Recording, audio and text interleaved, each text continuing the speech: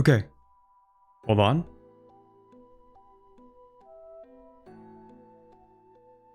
Okay. Hold on. Okay. Guaranteed that my stream is now working. Kind of, sort of. Okay. The game is loaded. So I don't know how this even happened, but it seems something that changed in the last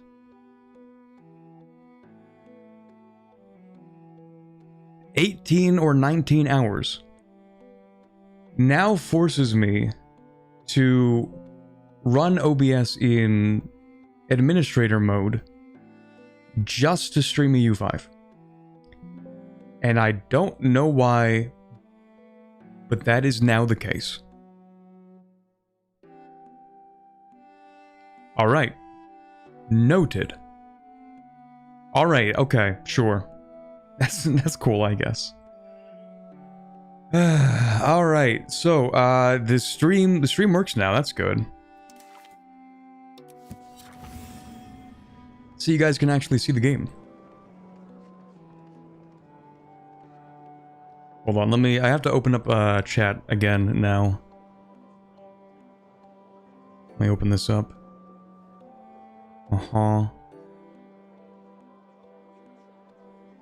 Okay, that's working, that's working, that's working. Kind of, okay.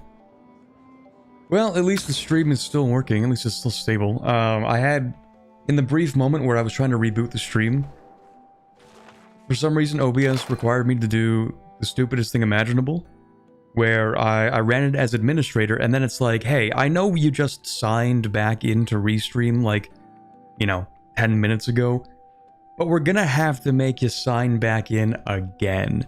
And unfortunately for you, you have two-factor authentication on, so it's gonna take just long enough that the YouTube stream is gonna end before you can reconnect. So that's really cool. That's really neat.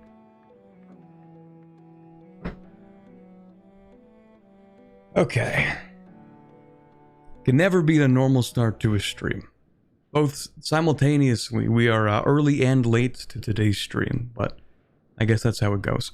Okay, let me turn on the music for the game itself.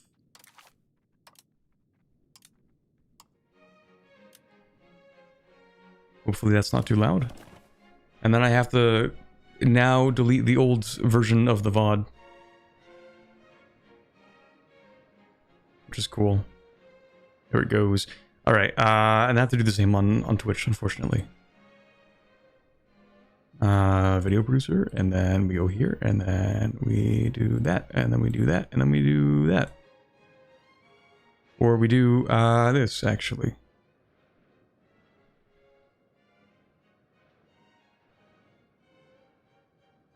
Yeah.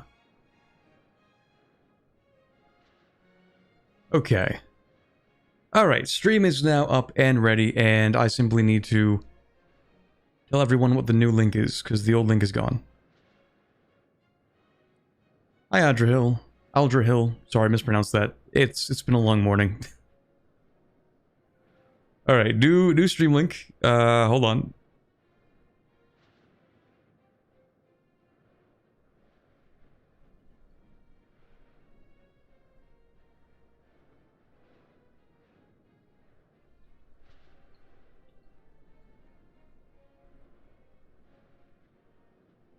Okay, and then I have to go update that in the stream notification as well. Really glad I put out all the notifications before having to restart the stream. That's good. Okay, we're good now. Actually good for sure. You're dead to me? Reasonable. That's fair. Alright.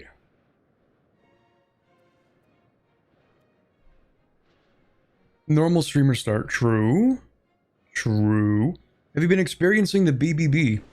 Yeah, France is always very large in my campaigns. Although I feel like something changed, because I remember last time I was complaining that Granada was not releasing any subjects, and then I see this subject, and no Granada, which means Granada was killed, but they did release a subject, which is interesting. Or maybe actually when they were killed, they were forced to release those Portuguese areas. That's possible. Anyway, so for those who are not super acquainted with the run we've been doing today, or that will be continuing today, we are playing as Norway. We are over 50% Norse pagan, and the only reason we aren't nearly 100% is because of the sheer amount of slavery we've been doing. You didn't hear me incorrectly, we do actually have 77,500 slaves in Oslo alone. Now, we actually used to have more, but then we accepted the Danes and the Swedes, so they were granted their freedom. They're no longer slaves. Why Norway? Because of a running channel joke, for the most part.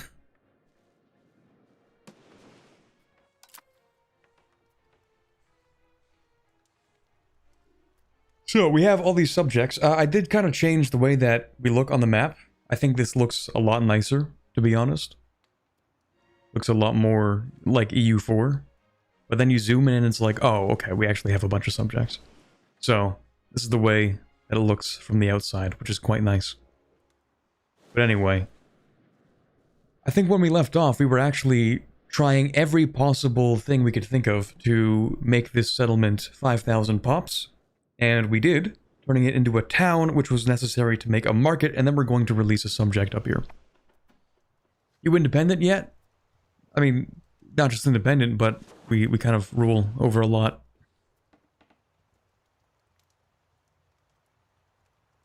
Got stuck subject spamming when playing Sweden. It feels kind of weird. That's like every campaign in the game, actually. Like every game you subject spam. I think that's just how the game works. All of Europe fears the Norse. They definitely hate us, that's for sure.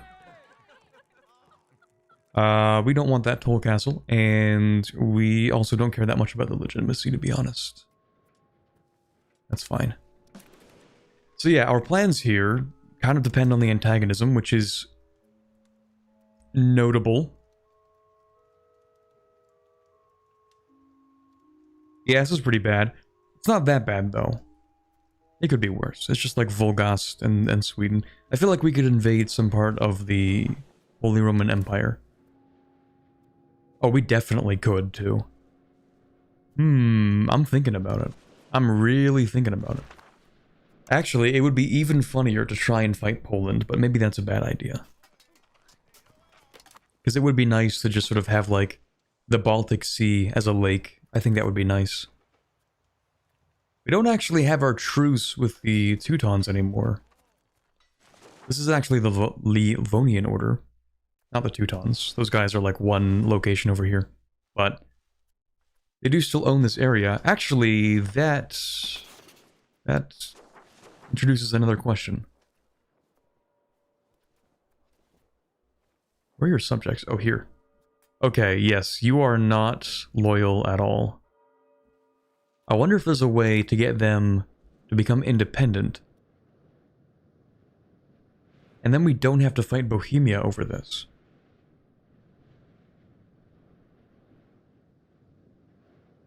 Just make every location your capital province a city. I might, maybe. I might not change this, though. Well, I might in, like, the long run, but not at the moment.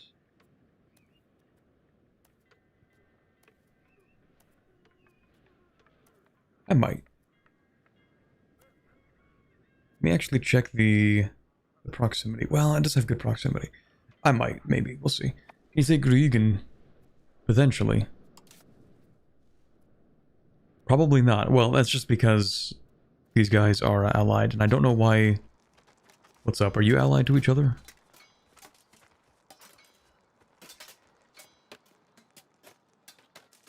Yes, okay.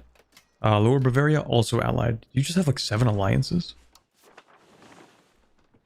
Yes. Okay. Well, we could go with Mecklenburg, maybe. Or, I mean, honestly, Burma does seem like the best choice. Seems like the easiest to invade. How bad is this AE right now? You know, it actually is kind of notable.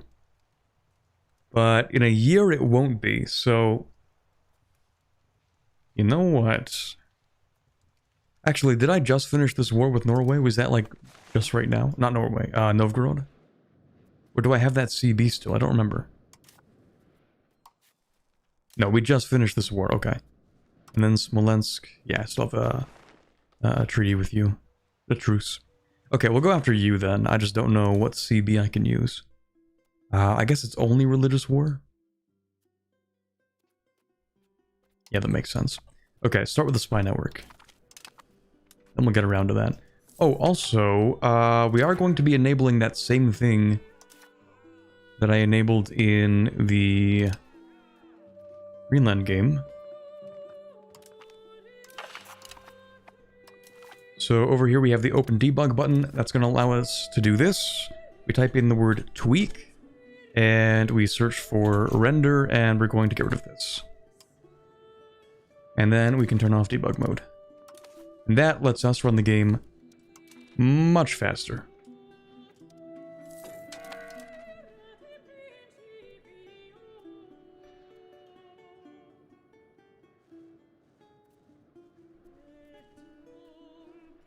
Now, what does this even do? So that basically makes it so that not every frame is rendered.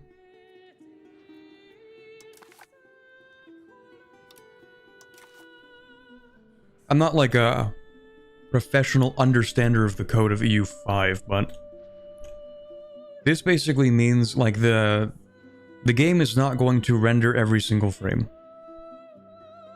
So it's going to just optimize the processing of the CPU. So that's why it tanks your frames, by the way, when you do that.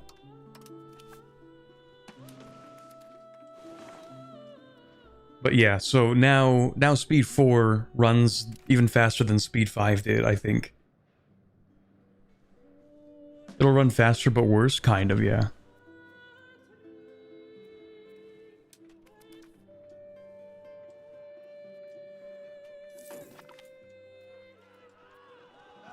You know what? Yeah, you can have 8 ducats, that's fine. Oh, okay, did we make this market yet? No, of course. It takes forever to build anything up here, even a market.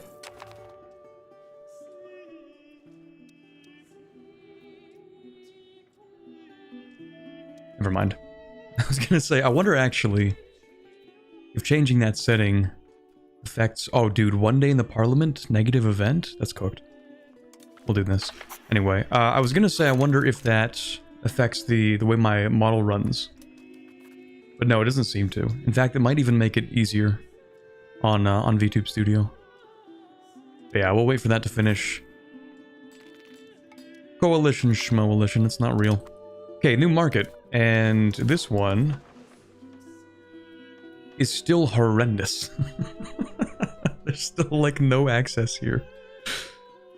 Oh, man.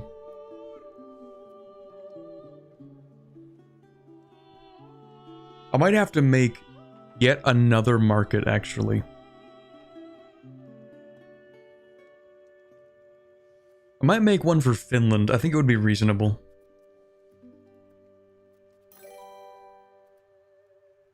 A market for, like, right here, maybe? The Finland market, and then maybe one even for like northern Sweden. Because I already split Norway into 2 markets.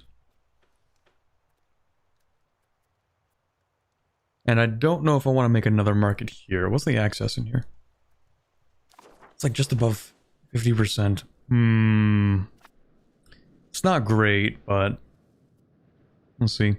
How do you decide when you need to make or destroy markets? Kind of based on the market access of areas. So basically over here, and this is why it's a little bit cursed sometimes, but we have our Oslo market, right? And the reason I made this Bergen market is because Bergen here has a pretty reasonable size, like of population and stuff. However, they did not have very good market access. So anything I built in here would not be making that much money. So if I make another market there, then things in this area can start actually making money from the buildings that they build. And so even though we don't have that much control, well, no, we have some pretty sizable control in here. But as this control approaches 100, it'll become closer and closer to the capital in terms of its ability to get value out of what's built there. So it's almost like having a second capital. That is, if you can increase the control in here to 100%, then it works pretty much identically to the capital, actually. And that'll be really nice. Areas with 0% markets have it rough, yes. However, markets, it's more than just about the access. So one of the things I had an issue with when building this market up here, one of the concerns I had, is that this market doesn't have access to any of the things that these markets would be able to give to them. And that's kind of bad. But on the other hand, we wouldn't be able to build much up here anyway, so I don't know if that really matters too much. At the end of the day, what really matters for us is that we're going to release a subject here. And it's going to be a long-term subject that's going to have control in the north, and it's going to develop the north for us. I don't know if we care about developing up the north, but I'm going to do it anyway because it seems like a nice thing to do. So, subjects. We're going to make yet another one. And it's going to be right up here. It's going to be a fiefdom. So Finnmark here is going to have actual control, and they're going to start building up this very small town, at least a little bit. I may or may not give them more stuff, but their control is not going to be that great. How much control do you get over here? Not a huge amount. I might at most give them like this area as well. Just because if you look at our control, we get like nothing. We get a little bit here-ish. Not much. Touch over here. A little bit here. I don't know how this control is even this high, but anyway.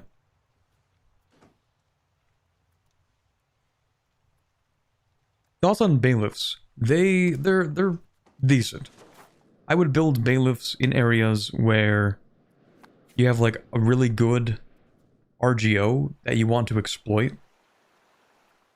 But outside of that, just for general control, I don't know if I would want to build too many of them. Like if I were Sweden and I controlled Norway and I don't have that much proximity in like Kongsberg, then I would definitely build a bailiff in here, for sure. But I don't know if I would build a bailiff anywhere up here, because these areas, even if I do have control, they just don't give me very much money. Isn't market access influenced by control? Market access is influenced by transportation cost. And transportation cost operates very similarly to proximity, but not identically. So you might have, for example, we have 62% proximity here, but we have 81% market access here. That's because transportation distance, I don't think it's actually dependent on like your... what am I thinking of? Like, your maritime presence, while it can boost your proximity, I don't think boosts your market access. Bailiffs got nerfed hard from what I heard. Well, bailiffs used to give you, I think, 30 proximity. And now they give you 20. Or maybe they give you less now. I don't actually know. Did they get nerfed even worse? No, it's still 20 proximity, but it used to be a lot higher. Do roads lower transportation distance? I would assume so, yes.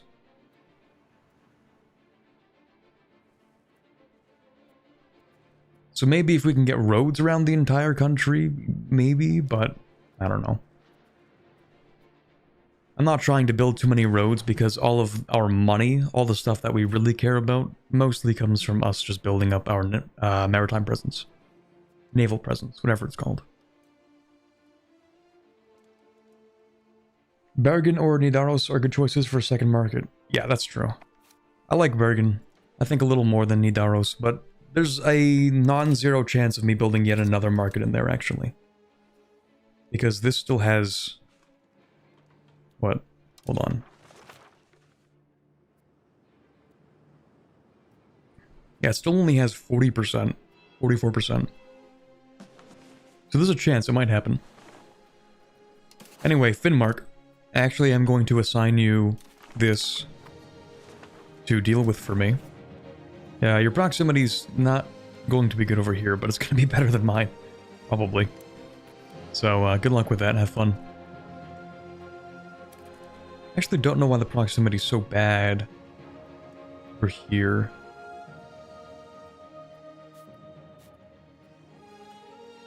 Maybe just... yeah, okay, it's the maritime presence, that's it. Okay, they'll solve that probably. Or maybe I can solve it for them. Either way. Oh, what happened? Did they change things? We've lost cores. Oh, right, no, we gave things away. And why did I lose cores, though? Should have kept those cores, even if I released the subject. Very odd. Do you not have cores? Oh, no, I forgot, because we have so many Portuguese up here. Okay, no, but I should still get cores on these. I guess when I reintegrate them, I'll get cores. Yeah, I forgot just how many Portuguese there are in the north of Norway. Yeah, that's, it's a minor part of it. It's fine, probably.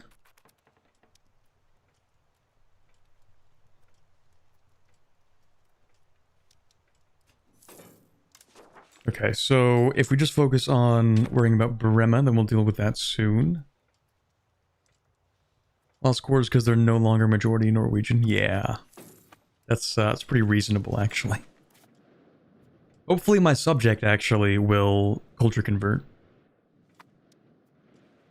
Money's not even real, actually. PLS grant the common militia privilege. Plus make RGO. Don't we already have the militia privilege? Yeah. And RGO, maybe. We'll see. I'll build RGOs where I think they're most useful. Actually, how is the food situation? That's one thing I tend to forget to check on.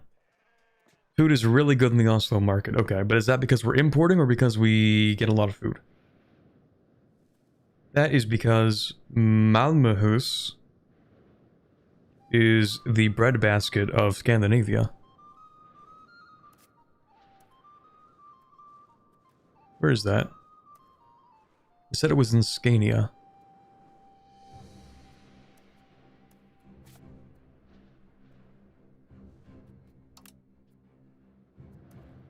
Over here. Oh wow, it really is actually the breadbasket of Scandinavia. That's 2 wheat provinces.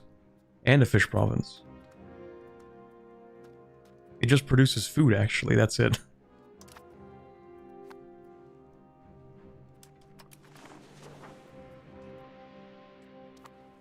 We have measles, that's lovely. Okay, so... do I want to start exploring? And also, the other more important question, do I want to colonize more of Greenland, maybe?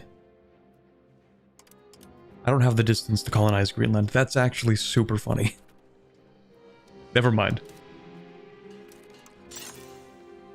Let's see. I do want to build a windmill, maybe. And what I actually want to do... money's not even real, actually. Make high initiative horsey boys PLS and wagons. Thank you again, Buff, for the 199 super chat. High initiative horse boys. I think my army is a fine composition. I have some cavalrymen. I have some men-at-arms. I have some crossbowmen as well. I have a decent balance of maneuver and the hammer. I don't know what you would call that. The hammer and anvil, where the hammer is the maneuver and the anvil is the troops that are just stronger, I guess. Mass settlement boosting? The thing is, we can't really build too many settlements. We can build like 1. Alright, let me cycle through my markets. Maybe I can build more than the game's telling me. Oh yeah, the game's just lying to me, that's why. Okay. Turns out I can build a lot more. Oh, I think that's because... yeah, okay, the game's not lying to me. I just don't have the right things enabled. Hammerfest? Sure. Have some settlements. You know what? You guys can also have settlements. Yeah, you guys can also have settlements.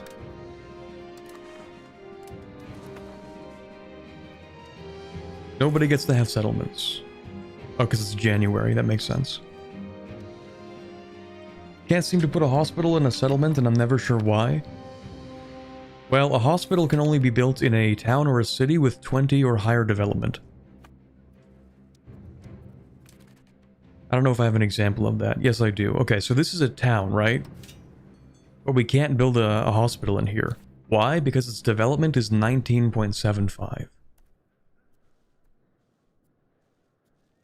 I have no other example to give you, unfortunately. But, yeah, that's probably it. Might not have market access to the goods either. It appears that we do. It just looks like it's winter right now. Which makes sense, because it is March. Over here, I'm not so sure, though. Don't suppose you have any masonry, do you? I am not hiring... Thank you, Buff, but I'm not hiring mercenaries from Bohemia. They're too expensive.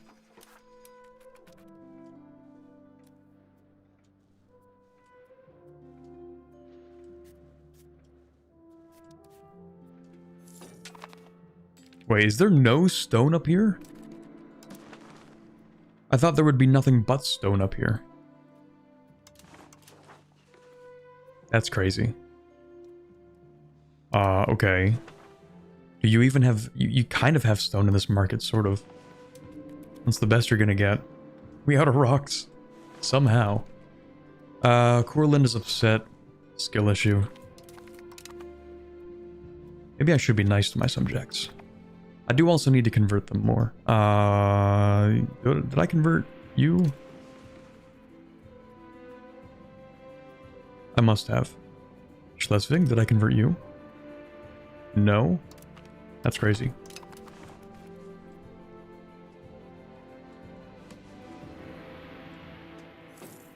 Yeah, we might build laborer buildings that produce stone.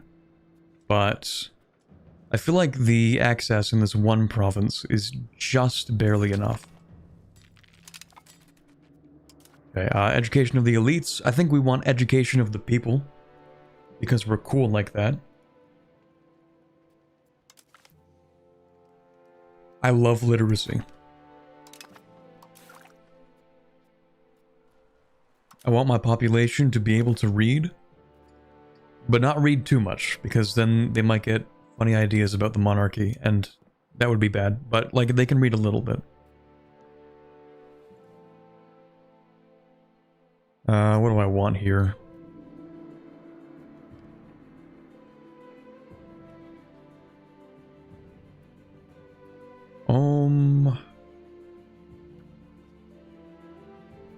Disease resistance is nice. Theaters are interesting because they seem like a good thing to build, and then I never build them. I don't think I've ever built a single theater. It just feels like after a certain point, your cultural tradition just isn't used in any of your stats, at least not the ones relevant to you, so I don't know. We're not going to take that government reform, so it's fine. I guess at this point we might as well take this, like the colonial range, the trade range, naval range, exploration prep, diplomatic range, navy morale, I guess. Bank interest always seems useful. Oh, you know what? Actually, that's useful. We already have religious war. Maybe more navy stuff, because my navy's super important. That at some point, sure. We just don't have any of the new institutions. I do like that New World spawned in Sevilla this time, though, because it always spawns in the Pope, and that annoys me. But yeah, we're looking to bump up that literacy even more. We need more libraries. We really need a library max. Maybe not in Hammerfest, necessarily, but... Bergen? No library? Why? Not enough books, of course. Of course we don't have enough books. Why would we? Why would we ever have enough books to do anything? Okay, we're gonna stack Oslo with books actually. Please produce infinite books.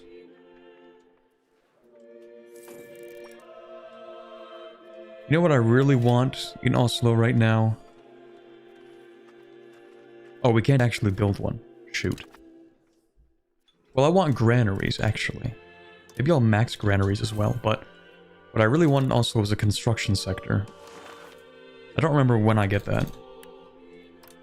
Yeah, of course it would be in here. Never mind.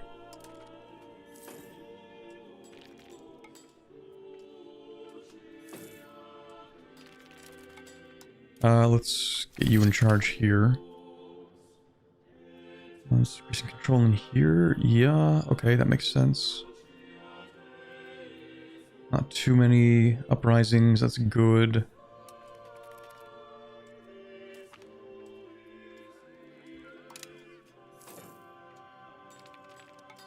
And then soon we'll go to war with Bergen.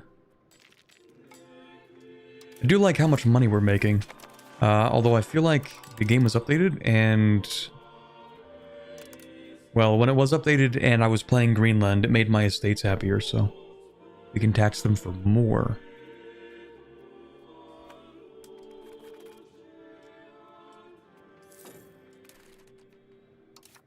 No food in the Hammerfest market. I wonder why that is. Exporting food to Paris. Okay, that's your own fault, to be honest. Stop exporting food. Why? Why are you like this? Here, I'll help you build some marketplaces, but... I forgot they might actually starve up there. I didn't really think about it.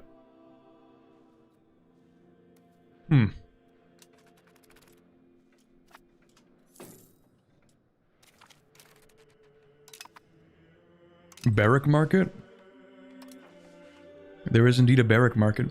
I think they stole it from Scotland. This is probably the Edinburgh market.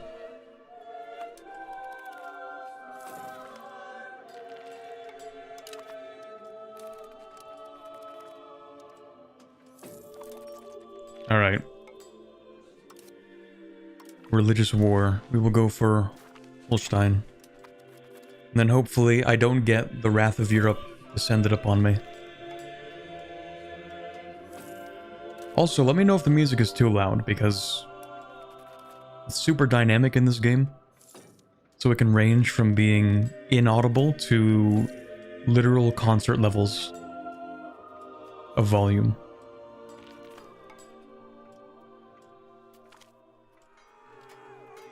We'll keep on progressing towards naval, of course. And we need to keep on building. And build more hospitals. Yes, but I'm not going to build one there. In Stavanger? It's probably not worth building a hospital there. In Odense? Probably. Actually, I don't want to sort by available peasants. I really wish there were an option here to also sort by total population, because that's kind of what I would care about when building a hospital, is how many people can we get this hospital to apply its effects to. But that's okay, I guess. Actually, is there a way to sort by population? I can go, population needs to be above 21,000. Okay, kind of, sort of, I guess. They might unironically be exporting food just to keep a gold balance. Maybe. Possibly. How much food? Oh, or how much tax are you making? That's not a lot. They might be. You guys should not starve, I think. Have you considered that? Have you considered that starving might suck?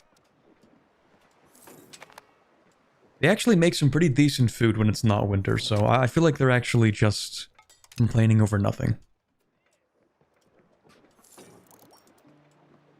Okay, well it is pretty bad. Let me think about that. What if I'm the best overlord ever? Okay. And I will provide you with... Can I type in here? Oh, I can. Let's go. I will provide you with 5 whole ducats per month. Eh? There you go. That's more money than you've seen in a lifetime.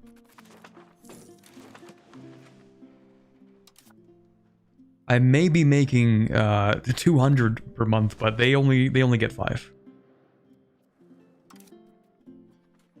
They'll build something with that, probably.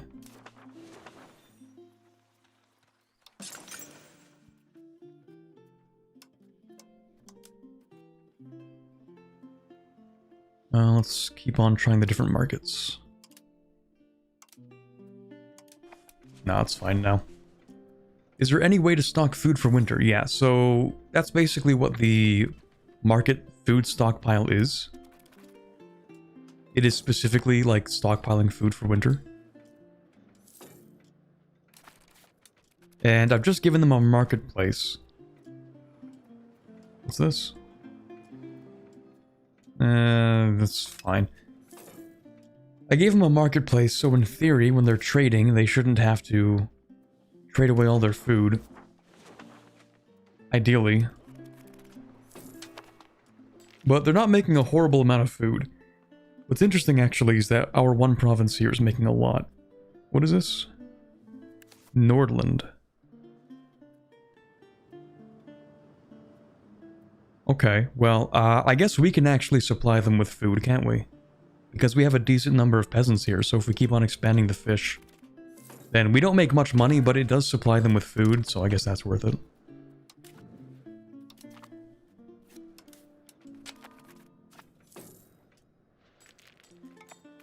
Actually, did I do the same with Iceland? Did I ever give you money? I think whenever they asked for money, I would give it to them, but I don't think I gave them subsidies. They're doing kind of alright, though. Let me see. That's not horrible. That's actually a pretty solid tax base. For Iceland. Oh, what about Greenland? I should give you guys a little bit of money because I've experienced how horrible it is to play Greenland, and I feel kind of bad. Playing Greenland has given me a sense... Oh, not that much. Has given me increased empathy for the Greenland AI. There you go.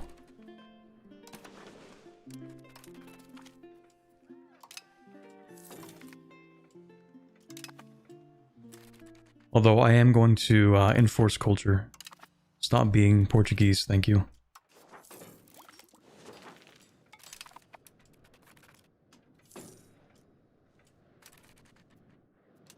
It's only playable with cheats IMO. Greenland? No. You just have to watch today's video.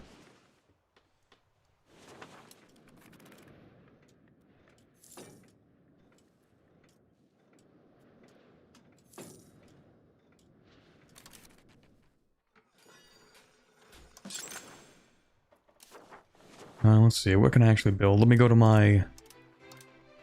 I'll slow market.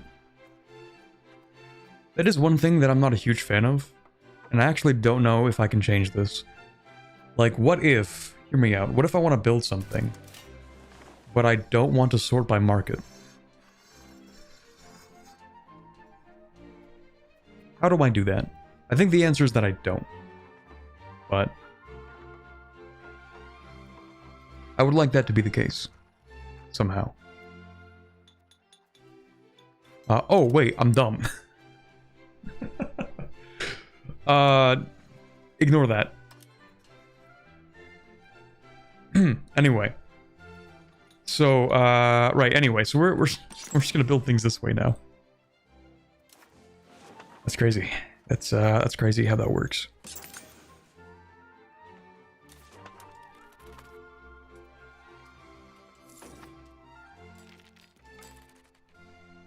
it didn't look playable on today's video.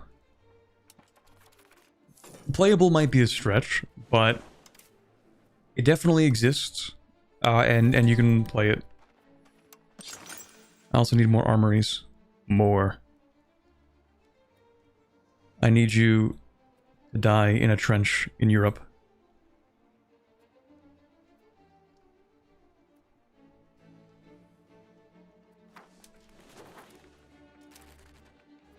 Hey Corbett, can I say something?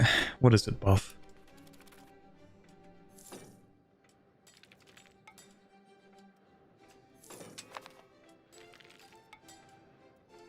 Can you invade Ireland? I would like to, actually. But it's kind of been consolidated. Ulster is a subject to Alba, I believe. And Alba is allied to France.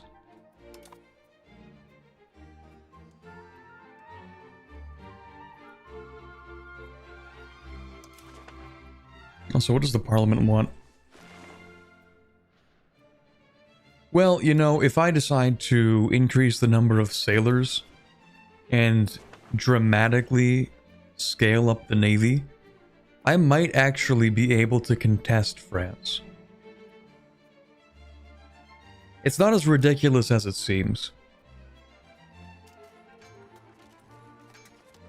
Like, their combat power is 20 above ours, which is notable, but not an insane amount. And France has, I think they have 20 heavies. So if I go ahead and build up the docks, assuming I can build up the docks, I'm gonna have to build more docks, but you get the idea, I'm sure.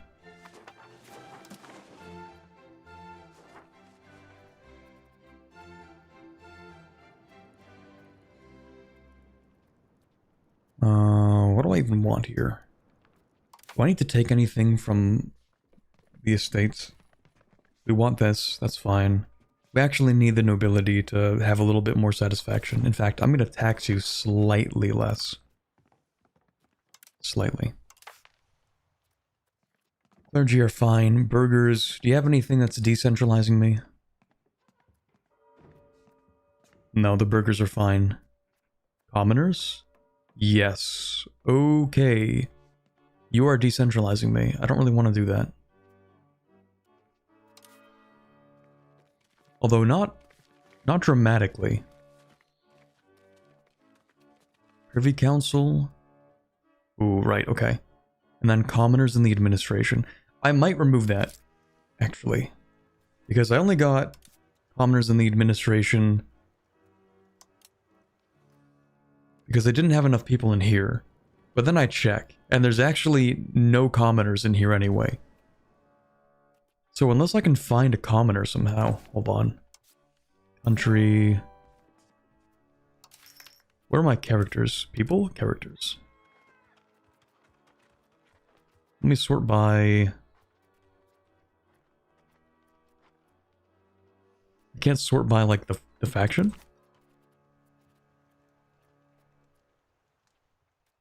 Really? You know, I actually don't have that many commoners to begin with. So maybe that law is completely useless.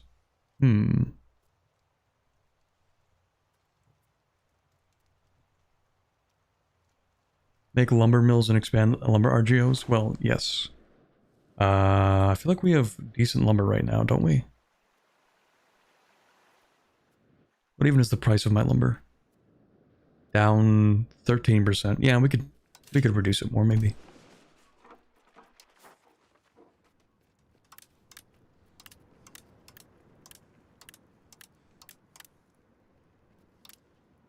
Oh, wait, we just don't have enough people. Forgot about that. Did I ever build enough of the... What are they, sawmills? Yeah, these need to be built. Oh, we can't build that many. Well, we're gonna build them everywhere that we can. Even in subjects.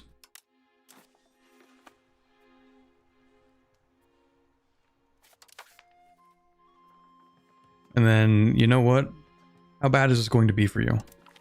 Minus 40 estate satisfaction. Well, what if we bolster the government first? Because that's the thing in here that I kind of care about.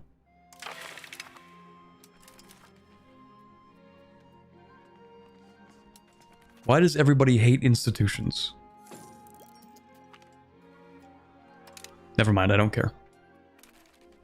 Okay, on top of that, I do actually want to build more universities. Not Oslo Market. Universities, if I can. I can't, because I'm poor. Right. What about libraries and cathedrals? Well, libraries for sure. Cathedrals, I think, are a little... yeah. That's it. They're just kind of eh. Max literacy for the clergy, and the clergy make up a total of 1% of the population, 1.5%. So it's not really that big.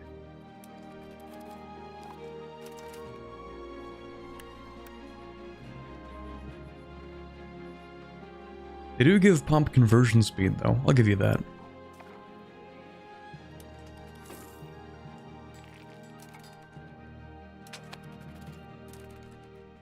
What's up? Royal marriage with Schleswig? Sure. Our heir and their heir. It doesn't really matter, that's fine.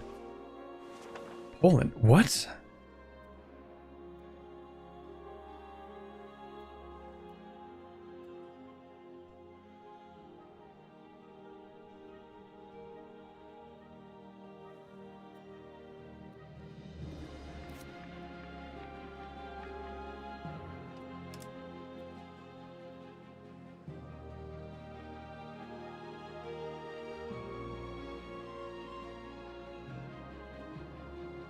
Huh?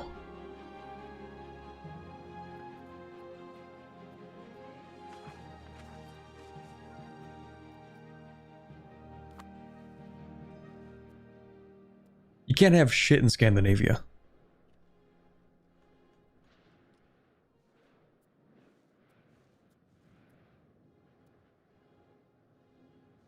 Did my vassals sell it to them?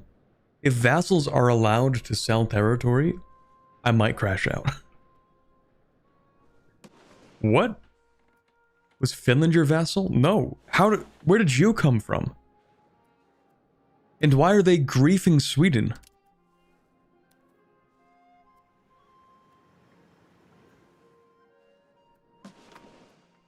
What?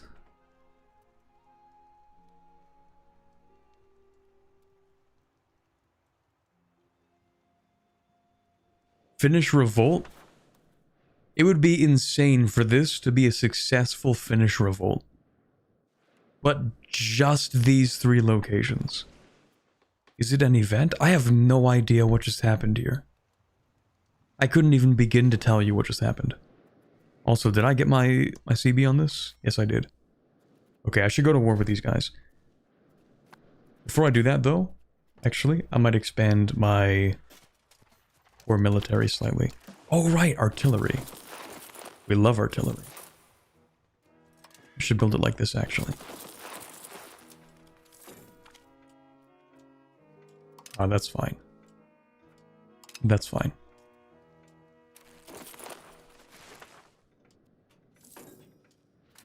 The greatest of gifts, a war with Poland. But like, I already fought a war. Wait, no, not against Poland. No, I didn't. That's true. I don't want to fight Poland over this one town of Aarhus. This should be mine.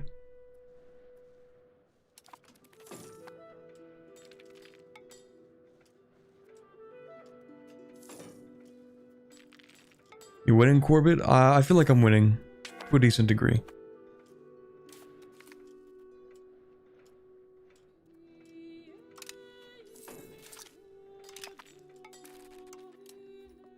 Alright, bump these up.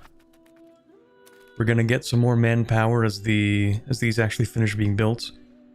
And then we go to Brema.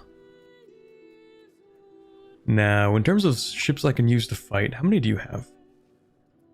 Are those your 4 ships?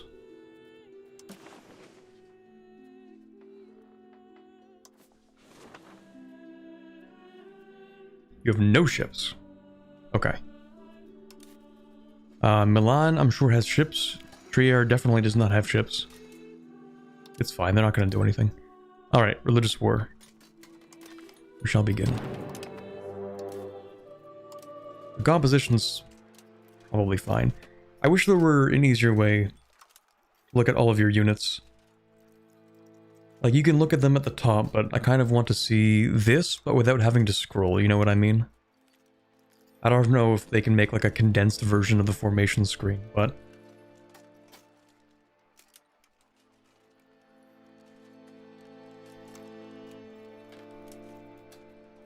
do I have my cavalry on the flanks?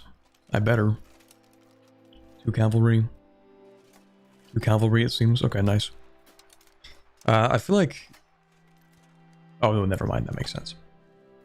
Okay, let's raise the levies. Naval levies to transport guys over. Is reinforcing gradually better like in EU4? Units in the back row do take morale damage, so yes. But also, it's not as easy as it is in EU4, because in EU4, battles can last like 3 months.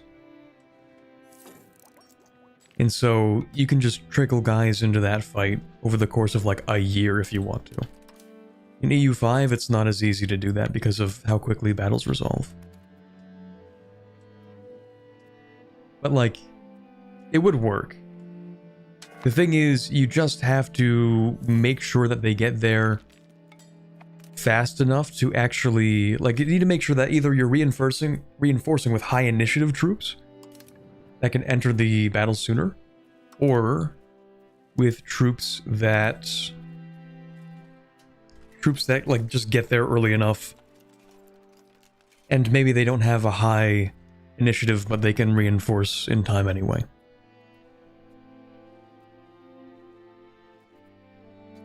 Now, we do have to split this army a little bit, so we're going to grab, like, some of those levies, keep them behind. You're going to move here. Alright, my subjects are going to throw the war for a little bit first. Please don't throw the war. They might still, we'll see.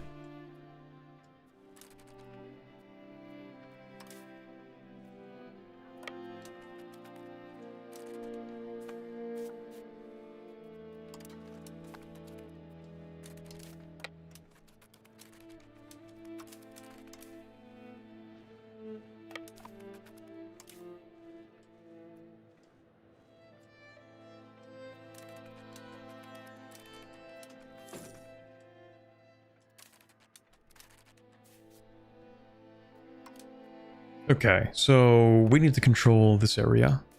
Not that area, this area. Actually, where's the capital of this province? Oh no, that is it, okay.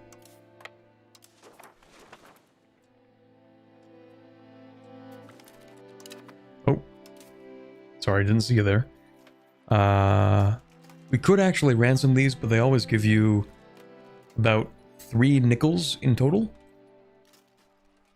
Shiny ones sometimes, but that doesn't make it much better. Yeah, ransoming kind of sucks. Goodbye. I think playing Norse, we should be allowed to just enslave them, actually. I think we should be allowed to do that. Hello, I actually do want to fight this battle. Why are you running from me? Get back here. Oh, my unit is too large. My steak is too juicy, my lobster too buttery.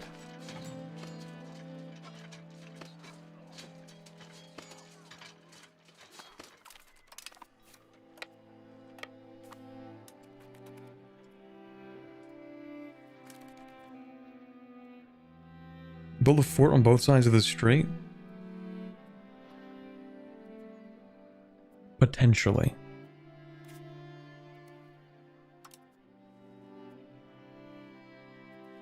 I might actually, yeah, I'll build one here, I guess. That's fine. I'm not going to build one here until I annex this subject, because I don't trust them to not delete it, actually, so. We do have some supply carts. He already has a wooden wall. I have like the suggestion of a wooden wall. I wouldn't say we're that far yet.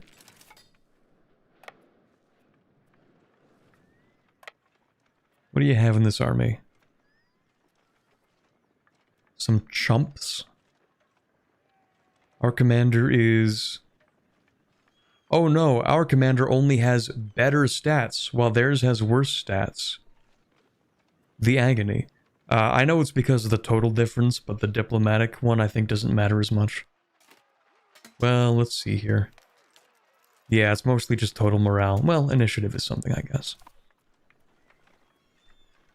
Their army has higher morale? Well, yeah, that would be because of the diplo stat. But not dramatically. Oh, that's actually not a good fight, though. I don't know if I want to help you there.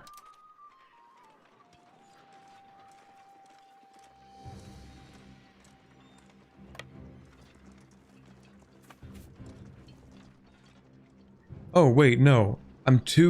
Somehow I'm still too Anbanar-brained. I'm like, oh, fighting in a city, that's gonna give me the -1. That's not how this game works.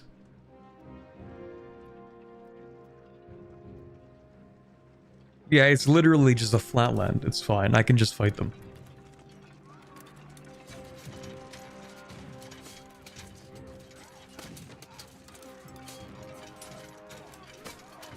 Okay, so we're actually the defender. Oh, right, because they don't own this. I'm stupid. Never mind.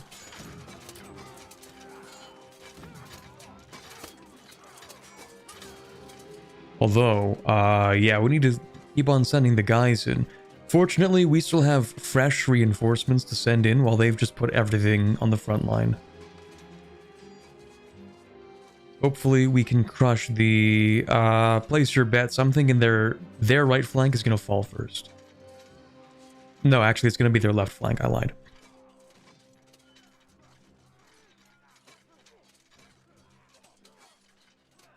My left flank is going to fall first.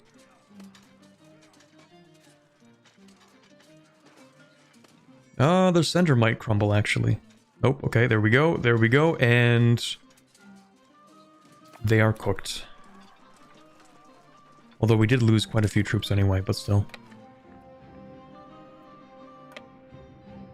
Alright, I kind of want to reinforce... Ooh, yeah, we lost, I think, all of our professional soldiers? Most of them. Yeah, we need to reinforce that.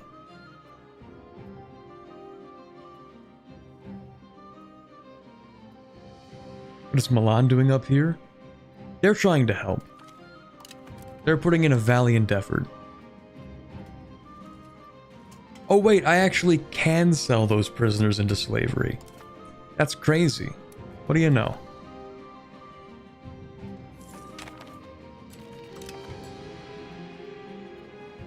Excuse me? What? Milan, a great power.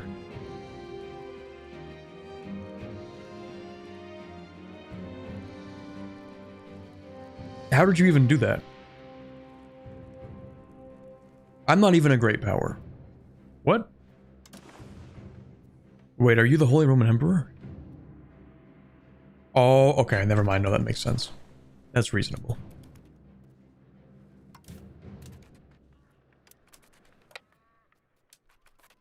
Back into the fray we go. Although we have really poor manpower in here. Does anyone know how reinforcing works in this game? Like, do you get more troops if you're closer to your capital when you reinforce? I know you need to have the right kind of goods to reinforce, so that's a thing, but... I don't know if we can reinforce faster by going back to the capital.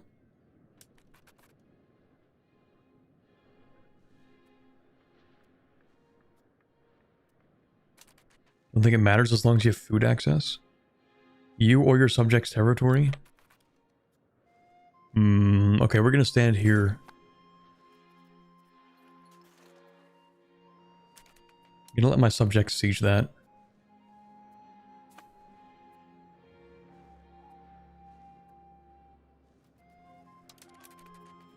Except I don't want them to get ambushed, so I can't just like speed 5 this. Because yeah, I know you're going to attack them. Like, you're not slick, man. I can see that. Never mind. Surprise attack. Never mind. They decided to attack me instead. Why have you done this?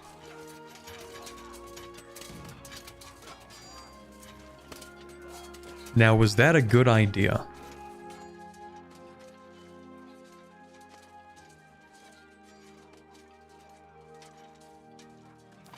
I don't think it was.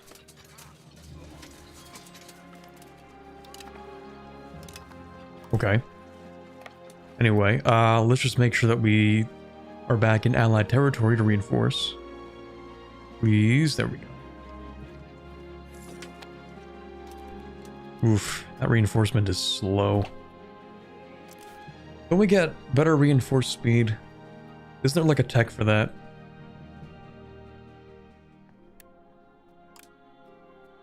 Oh, shoot. Never mind.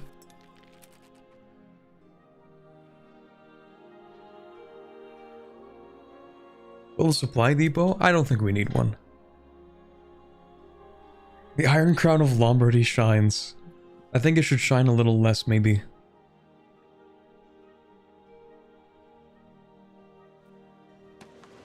Actually, how are you doing? Attempting to build something. I'm proud of you.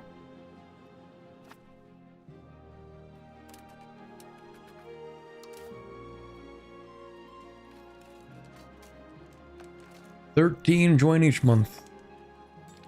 Yeah.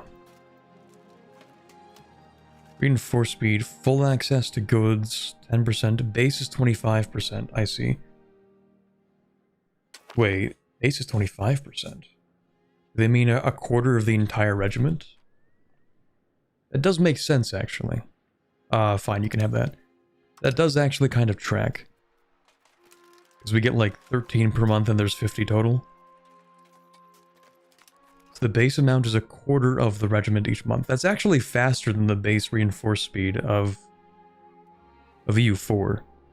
EU4 is a base of 100 troops per month per unit, and this is 25% of the unit size. So you actually reinforce faster in EU5. Interesting.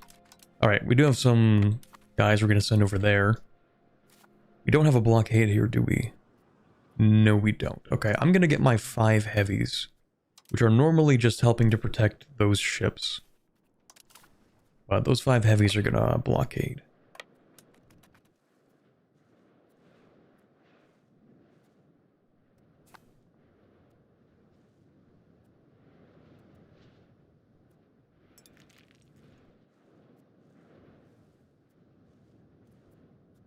Probably faster because you have to take into account the supply access. True. Oh, are you fighting me again? To be fair, we do have the disadvantage this time. Yeah, it's not actually going that well for us, but we'll still win. Yeah. Well, it's alright. I'm sure we'll be able to finish this pretty soon, hopefully. Ooh, don't like that very much. Yeah, can you deal with that, actually? If you wouldn't mind.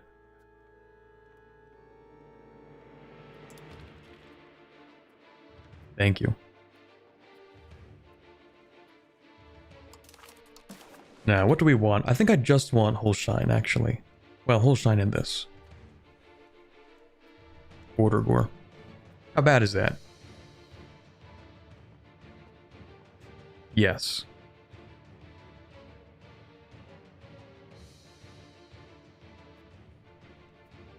They don't seem to mind that much.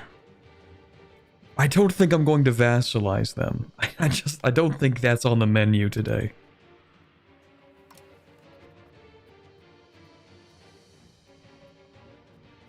$200 war score. I don't think that's happening. Does saying at Corbett do anything special? Yes, it does pop up a little orange thing. when someone mentions my name.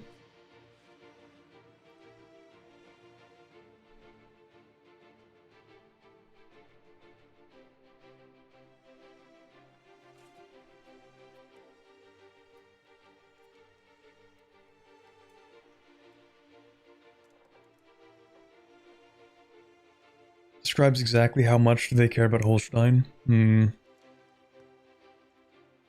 Okay, Buff, please stop spamming my username in the chat, because it does at me every single time. Please don't do that. Oh, they would accept, though.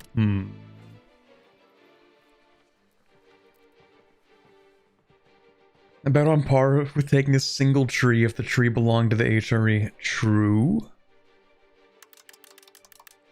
Reasonable. Those trees can be used for making ships. And I never have enough lumber, so that's actually quite reasonable.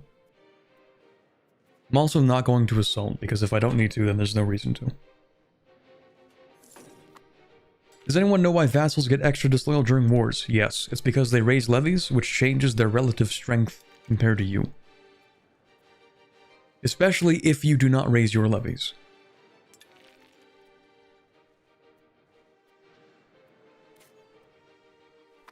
We're not going to speed through this, though. We just have to wait for them to accept. I'm a little... Okay, I don't think I'm going to speed 5 that. Speed 4 is good enough. I'm afraid of missing some massive battle if we speed 5. Now, I would like to get these guys out, but... Yeah, no, they don't care enough. Okay. The problem is that they care too much.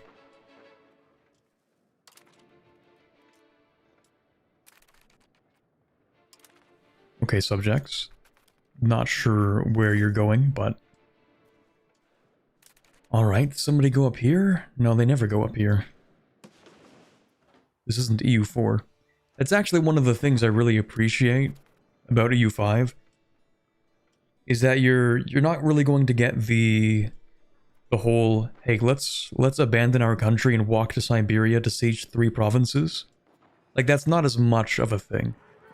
Which is kind of nice.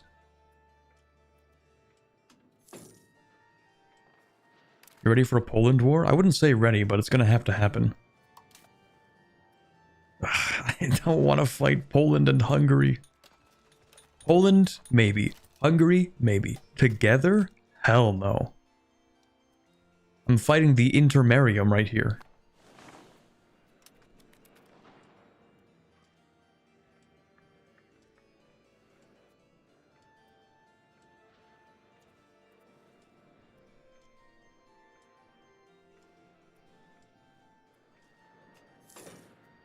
Ooh, I don't like you, Milan. I wish you great economic ruin.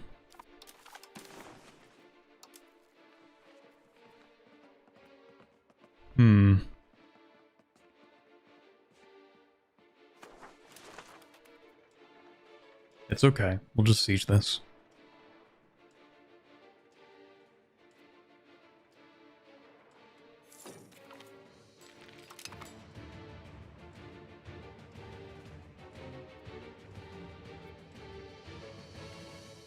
That's not looking so good.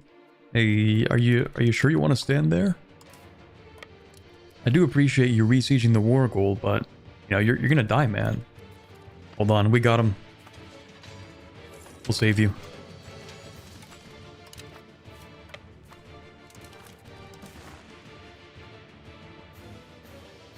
Okay, how bad could this possibly be?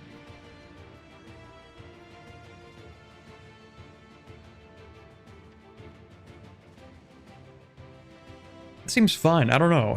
That seems fine to me. Oh, it's so bad. What if we don't take this? Oh, we have to, otherwise they won't accept. Antagonism just a number. We experienced that number yesterday. It was pretty bad. All of that for Holstein.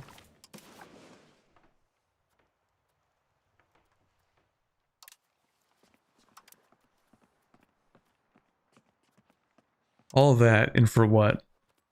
For what crime? For what purpose?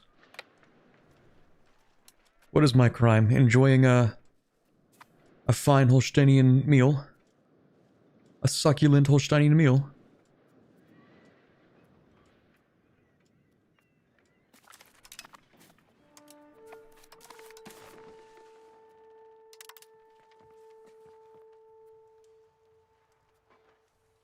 Fort? Which fort?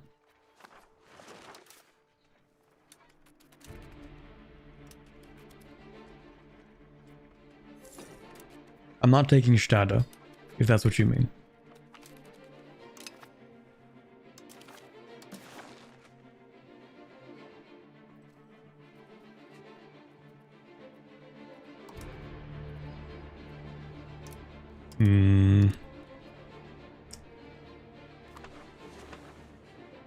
For no reason at all, I'm just going to do a quick save. No reason.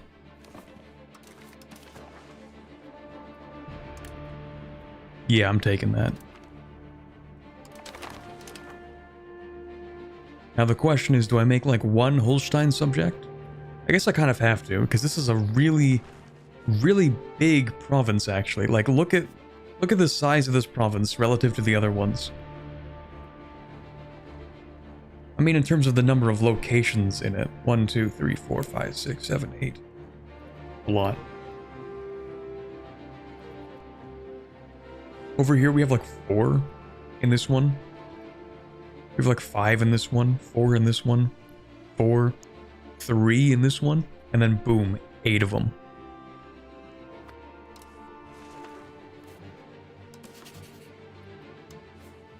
Alright, new subject. Fiefdom or a vassal? We'll go with a vassal actually. Wait, is there a historical one? No historical Holstein to release. Really? Alright.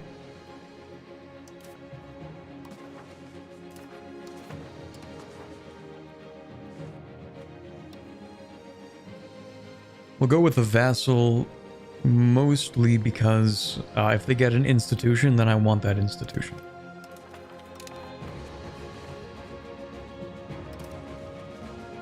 And you can have that, I guess. Will the fort line align along the Elbe? I really don't think I'm going to do that, actually.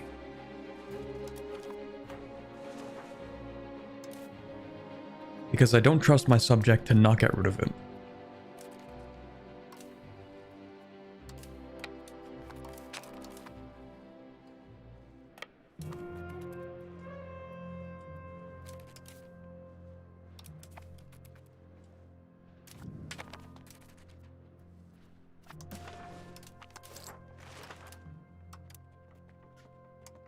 My forts are actually really cheap, and my fort maintenance impacts my prestige, so I'm going to keep them maintained.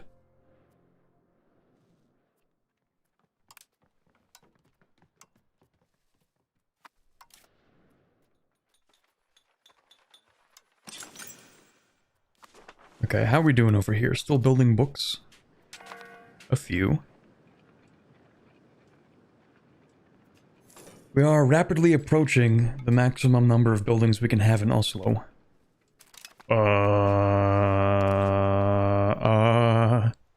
Guys, I think this is bad.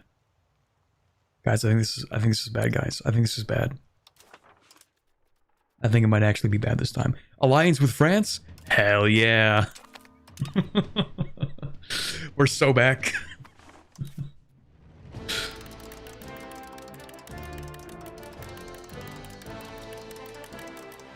Oh, I can't even fit all that, everything under the diplo capacity. Uh-oh. You do what you have to do. It's just a number they said. It's fine. It's fine. How do you maintain diplo cap with all those vassals? Well, as you can see, we don't. Well, not after the alliance with France.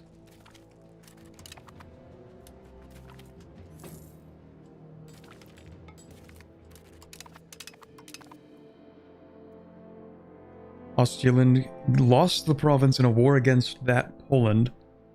In a war against Poland that was being waged on Finland and Sweden. But how do they even join? Because, like, Ostjylland, you... Aren't you... I know you are a vassal, I'm pretty sure, but... Like, you can't just do things without my say-so. Like, they can't do that. So I don't know. Don't worry about that. That's fine. That's fine. We should be better friends with the French, I think. I don't know why they accepted to become an ally.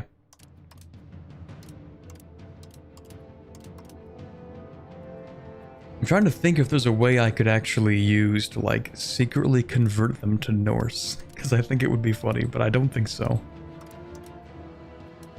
Propose ruler. Maybe. What if I propose...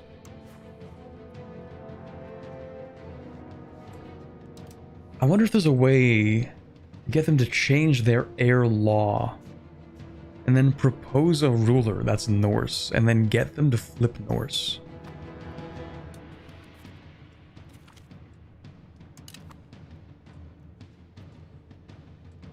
I hate this so much. Can I actually buy this from you? Like, what are you gonna do with this? No? I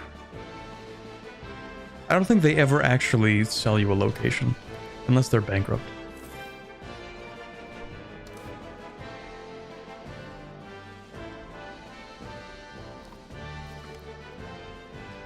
Defensive leagues don't take dip capacity.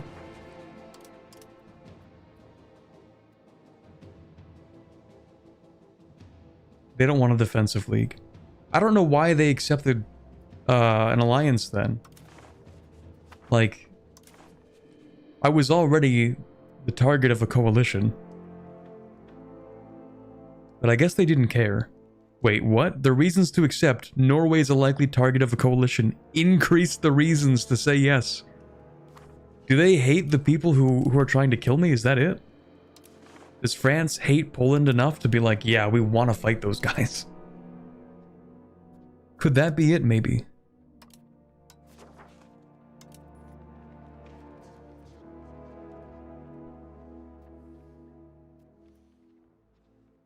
They aren't even rivaled to Poland. They crave action. The French yearn to die in a trench in Europe.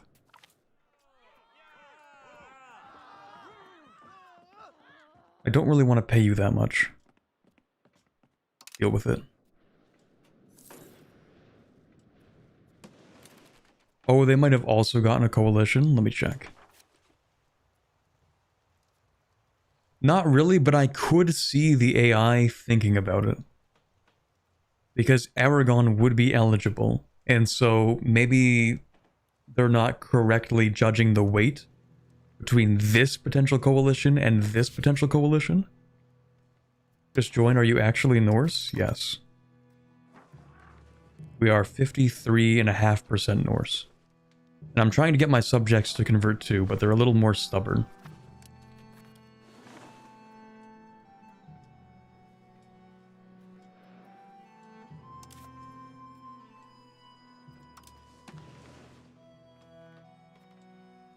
So I still have to convert, like, these subjects as well. Now, most of Norway is Norse, and the only reason why we only have, like, 53% is because of the sheer amount of slavery happening in the capital.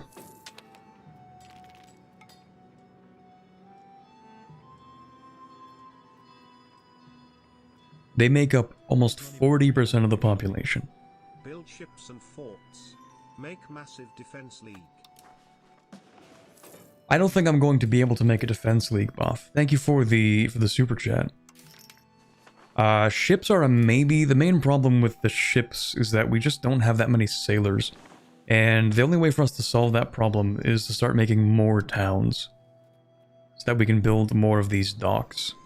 Or, if we can get, I think it's pike and shot maybe. Where do we get the dry docks? Dry docks are underneath. Yeah, pike and shot.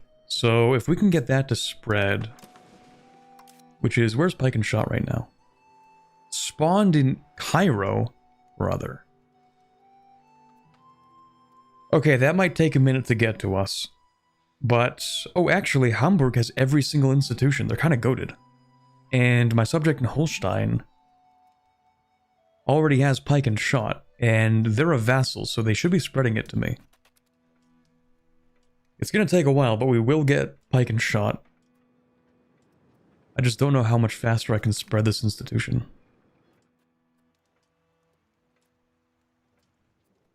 Are you doing a great job? You're doing an alright job.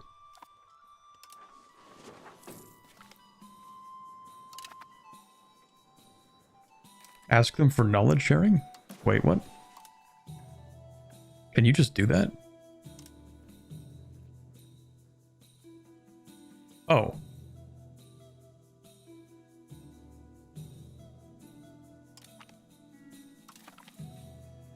What do you know? That's crazy. Oh.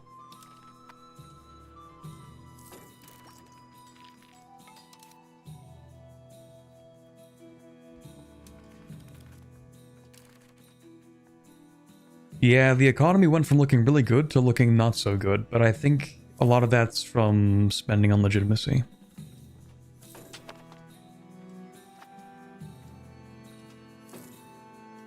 Okay, so no more expanding for a while, it seems, chat. Except, well, that might not necessarily be true. Because this coalition is going to keep on expanding unless I do something about some part of it. So I might actually need to attack Novgorod. When does this truce end? Oh, there is no truce. Okay, let's go ahead and build a spy network. Buff, you're just saying words. Mercenary... Okay, we don't need to build the mercenary navies unless we're at war. Macro Diplomacy Defense League, that's what you mean. Okay, maybe you're not just saying words, but... Like, no one... There's no defensive league. We can't make a defensive league.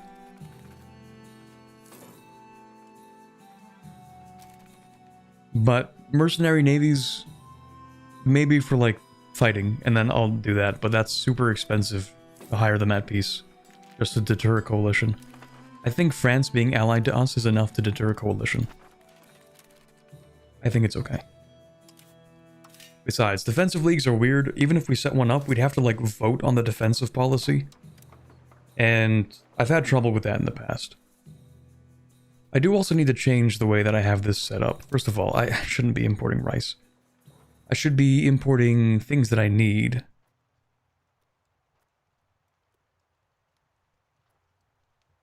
Have you enforced religion on all your vassals? Not all of them. I've been doing it piecemeal because if I get declared on, I'm going to need my subjects to help me. So I don't want to force all of them to become disloyal at the same time. We also don't need that. But the ones that I plan to annex, I am converting to Norse first. So actually, maybe Scania.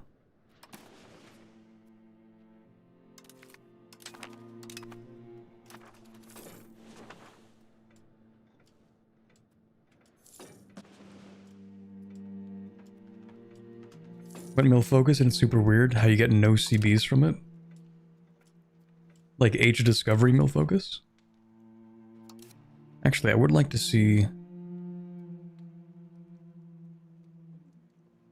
Oh, I never even noticed. This age gives access to these government reforms. Oh, that's where those come from.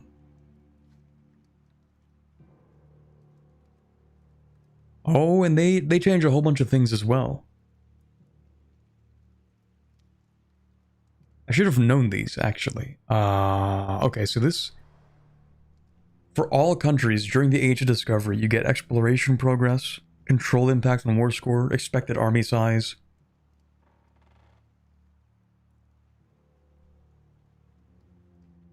Oh, so your naval levies, they actually decrease dramatically from the first age.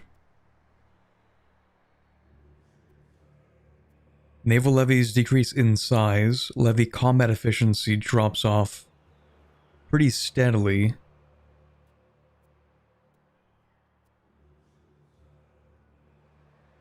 Oh, you get no naval levies in the Age of Reformation. Well, you get minus 100. It's not the same thing, but interesting. Okay. So you get more antagonism from culture over time, I think. Well, in the Age of Reformation, I think it increases the religion influence, yeah. In absolutism, it reduces it again, then changes it to government type, so societal value and cultural influence. Integration is faster. More income from colonial subjects.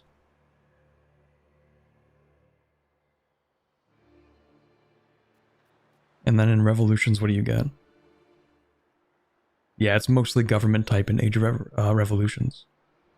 Ooh, interesting. Almost no mercenaries left. War score from battles, significant decrease. And your levies suck.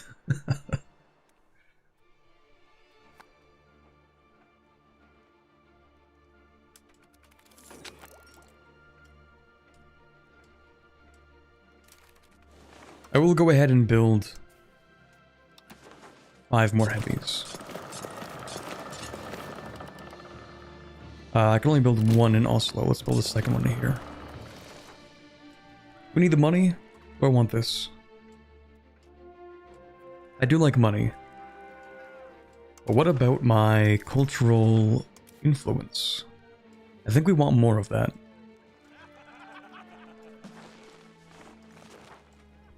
Maybe the money would be worth more, but I like stacking cultural influence. What's a construction sector? Basically, you get to build them in the next age. Well, actually, no, it is this age, once we unlock them. You put down a construction sector, and it lets you build multiple things at a time in one location. The city also allows that, by the way. So, cities here. Construction's capacity, so you can build 2 things at once in a city. If you build a construction sector in a city, that becomes 3. Then if you can build another construction sector, you can build 4 things at once. And the reason this is useful is because even though you might reach the max number of buildings pretty early, you are going to upgrade things pretty regularly still.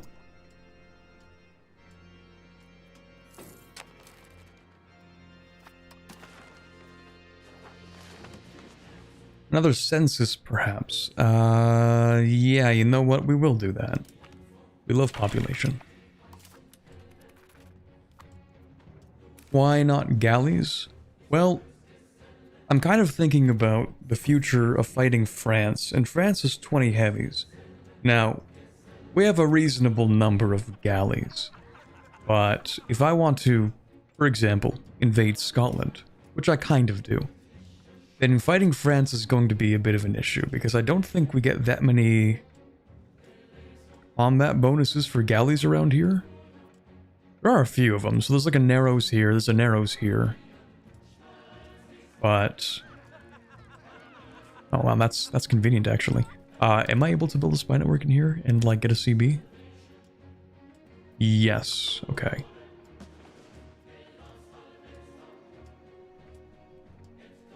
I might fight France.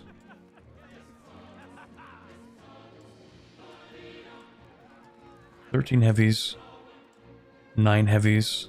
3 heavies. 2 heavies. 1 heavy. Brother. Yeah. Why not invade England with France? That is a really good point. Because France doesn't want to. I actually don't know why. Oh yeah, we could invade England with France. That's pretty true. Let's not take that.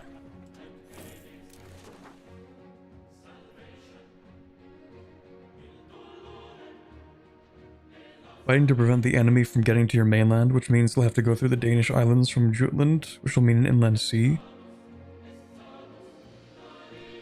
Well, okay, so that's why I do have the heavies. Well, yeah, so that's why I built these galleys to begin with.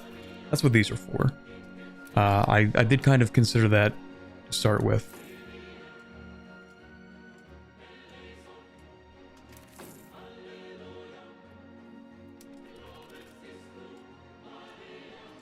Reestablish the Dane law? I think it'll be the Nor law, actually.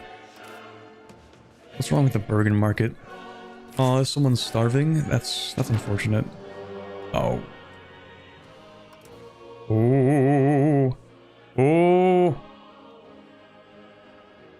The traitors French, the perfidious French, have declined in the defensive war.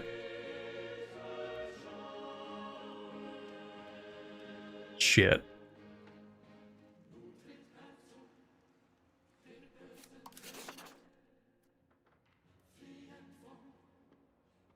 Why is there some Poland in Denmark? I don't actually know. I don't know if anybody truly knows why.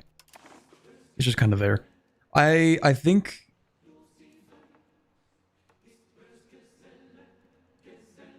I think the next 200 years should be eternal humiliation for the French.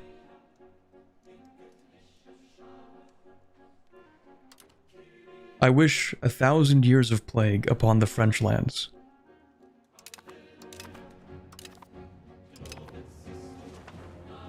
Okay. This is gonna be interesting. It's actually not nearly as bad as I thought it would be. I'm kind of happy that if they're going to declare war, they decide to do it now. And not when they invite Novgorod and Lithuania. And Poland could have joined, but now they can't.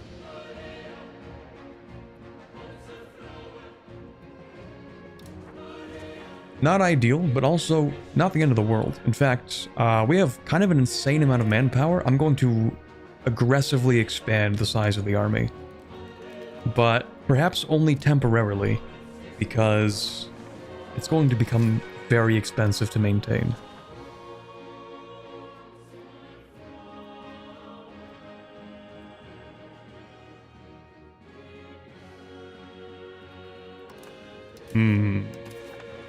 Out of curiosity, it's always worth checking. What would you actually want out of this? A humiliate and war reps. Dude, that's like the easiest... Wait, really? Wait, that's it? Chad. I can buy myself out of this war and spend so much less money. On one hand, let me spend 1,000 gold, 1,000 ducats to massively expand my army and sacrifice thousands in this war. Or I can give them some change. That's crazy. Yeah, okay, that's fine actually. That's totally cool. We won't accept humiliation? I think I would actually. What is that? 20 prestige? This is actually fine. I have absolutely no complaints about this peace deal. Thank you. Have a good day.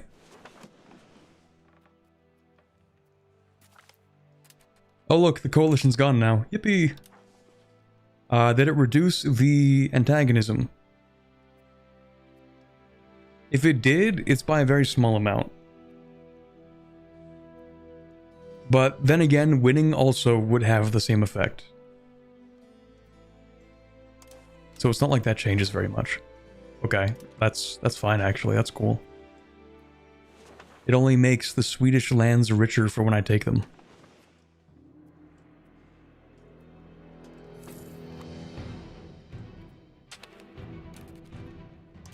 Invite a prince. What? Oh.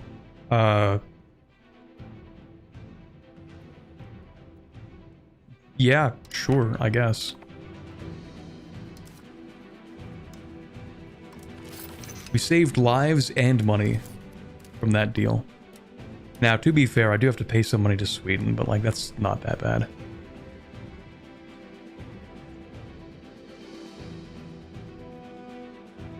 Scotland is, I think, only allied to France.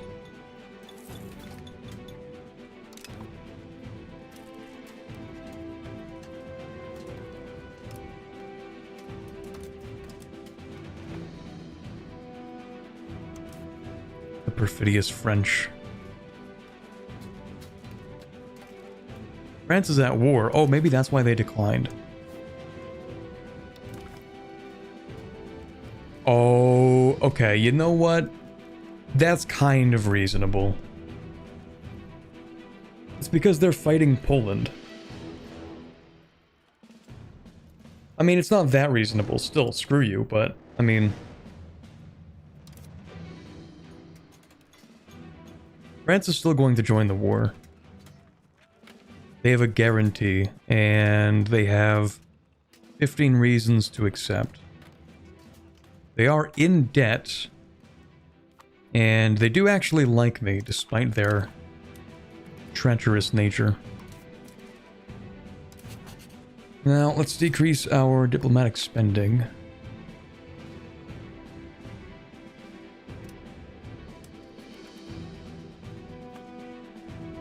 Will they re-ally for the memes? No. Now it's a problem. Okay. Thanks, France.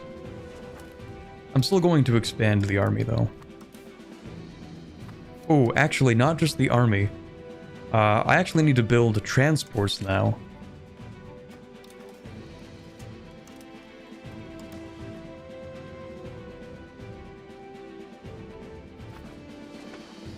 I wish when I am building a ship, I could see which of my shipyards are actually being used. Shipbuilding capacity, yes, but like it's still actually building ships.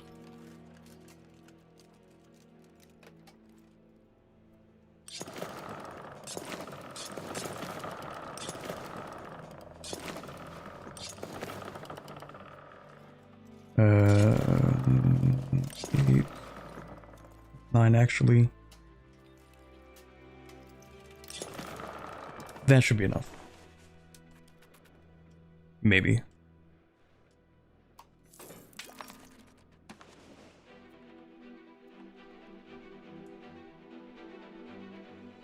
Is that why they accepted the alliance in the first place with the coalition? Because they would betray me? I don't think so.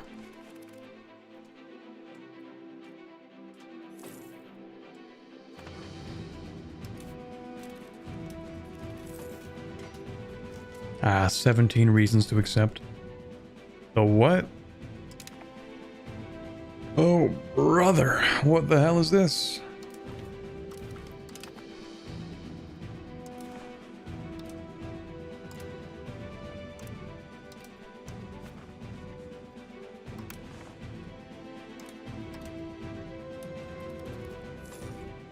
Pskovian independence movement, and then you check, and Pskov is like...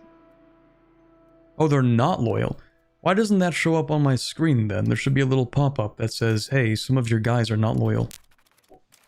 That's a little weird.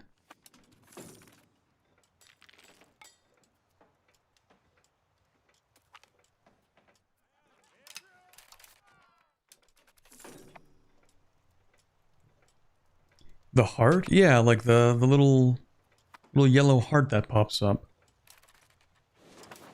I don't know, it's kind of weird.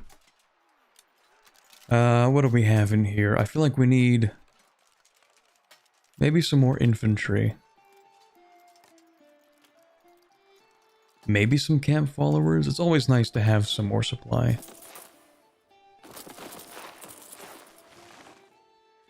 And then we'll grab 2 men-at-arms. And 2 crossbowmen. Well, yeah, we do have the red one, but usually you can have both. So Scania is upset because I converted them. Okay, fine, they do that. But for other subjects that are just regularly disloyal, I feel like it should still pop up, shouldn't it? I guess not. Yeah, it's actually quite a few subjects that are not a huge fan of me. We're gonna improve relations with them.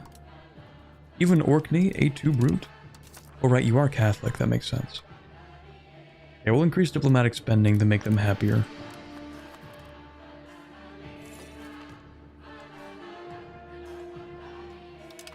Oh, but actually, we might get rid of this.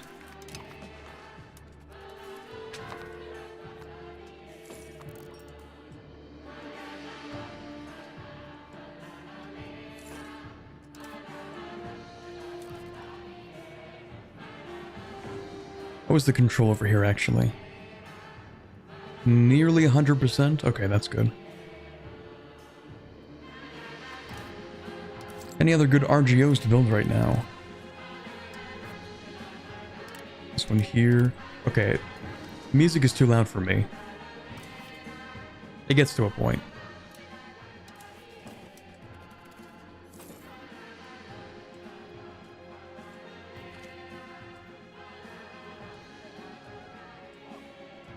I don't really want to pay you.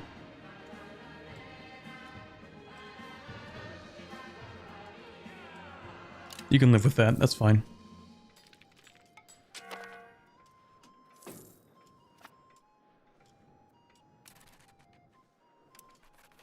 How close are we here? Ooh, getting pretty close actually, because our cultural influence is improving. Slightly.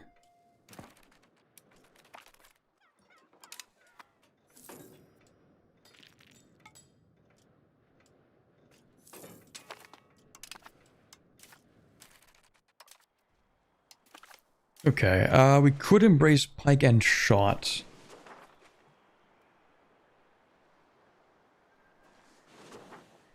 That actually would be a really good idea. How innovative are we? We're fairly innovative. It's actually pretty solid. I think I'm going to swap you off of stabilizing the country.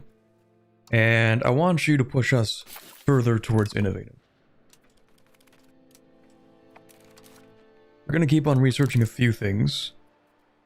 We'll get like, we do want hulks actually. I think we want hulks. Unless we can get a better transport. It's not going to actually tell me. What would it be called?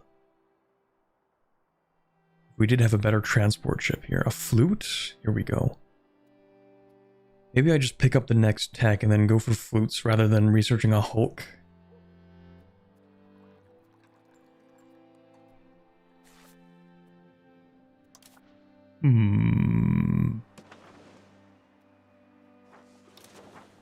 Maybe we don't research that. Let's go research another few things. That's useful in the end at some point.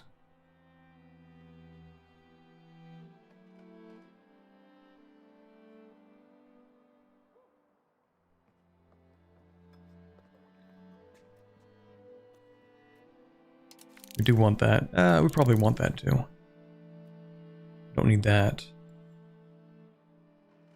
Okay, once those are done being researched, then we're gonna try and embrace the institution.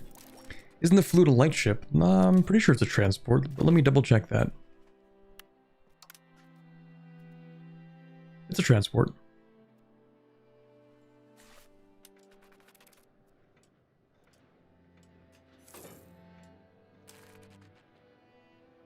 Oh, hi, Rosenkreutz.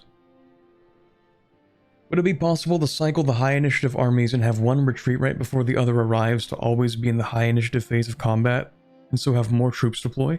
I don't know about that.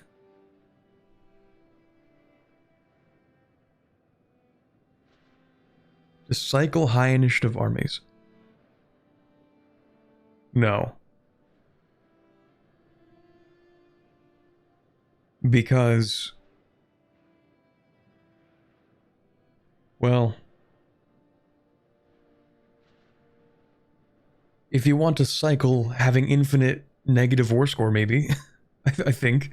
Because that would require you losing battle after battle after battle. If you want that phase... because it's like, there's the bombard phase, and then the actual combat phase begins, and in that combat phase, the units with the highest initiative enter the battle. And then, you know, you can't retreat for at least a few days, I'm pretty sure. You can retreat pretty quickly, but not for the first, I think, week. No, maybe not week, maybe like hours or something, but whatever. Yeah, if you do that, then, you know, you can retreat an army and then send in another one to start another battle.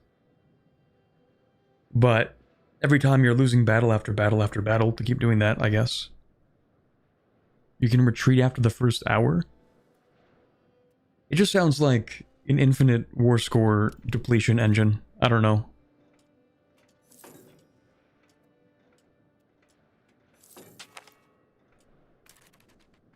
Like, I guess you would take fewer casualties and then eventually you're ready to go in and actually fight them, but...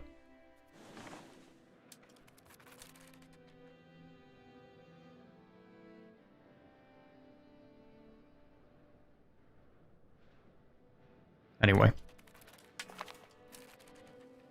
Estonia wants gold? Sure, that's fine. Invest in your economy for me, please. Do you even have an economy? Where's your capital? Here? They have nothing. They're Estonia. What are you going to use that money for? Why does the stone make you so much? Oh, because, wait, your capital's not in Tallinn? Why is your capital not here? What? I love subjects so much. That's great.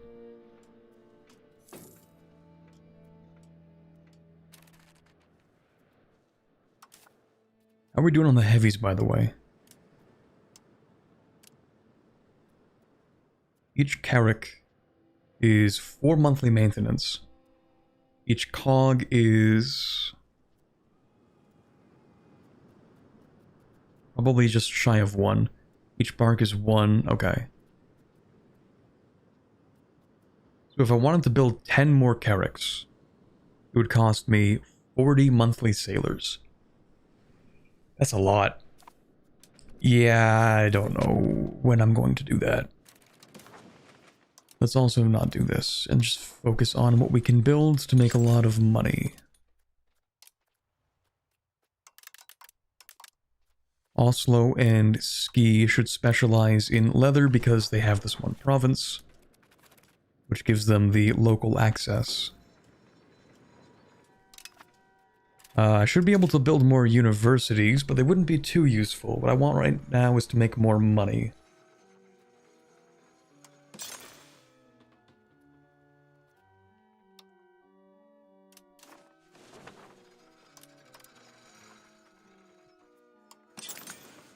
Tools guilds, maybe?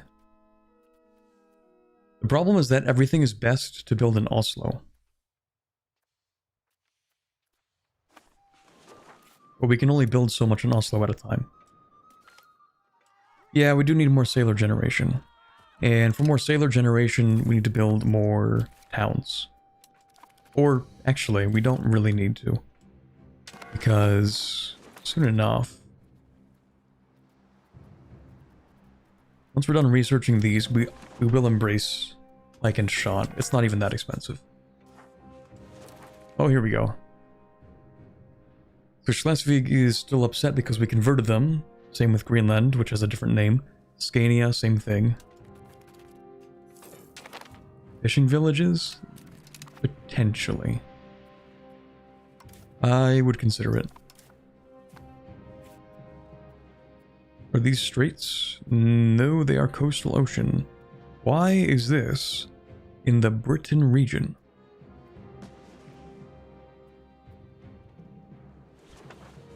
That is incredibly cursed. That's a Narrows. That's a Narrows. Coastal ocean. Okay, I think I should get these guys to work on that.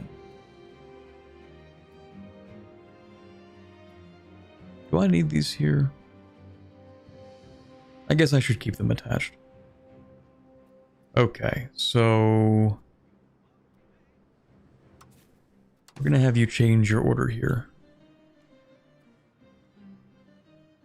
I think this is kind of what I have in here. This navy. And then this navy covers everything else. I think it covers everything else, but I guess we'll find out. Next to annex is, I think, Denmark. Well, it depends on how long that'll take. So, where's that button again? 1475 to annex Denmark.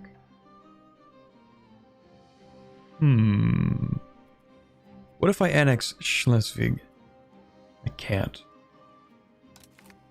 Okay, we'll work on that. What if I want to annex Scania? We can't because you're disloyal, right? We could fix that actually.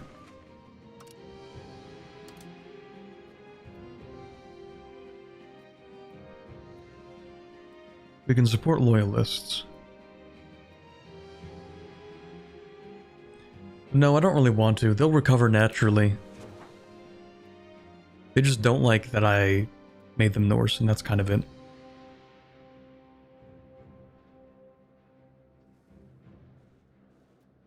Okay, we'll improve relations with Schleswig, and then we'll see what we do with that. Can you try to do exploration yet? Not really. We can explore a few things. Like, we might as well do a little exploration down here. That's fine. But we can't explore deep ocean yet.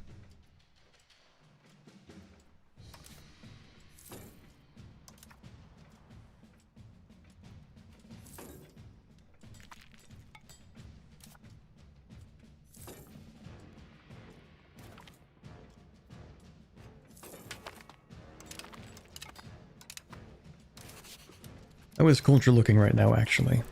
Not too bad. I could accept a few more cultures. Novgorodian, there's a chance I might, maybe at some point.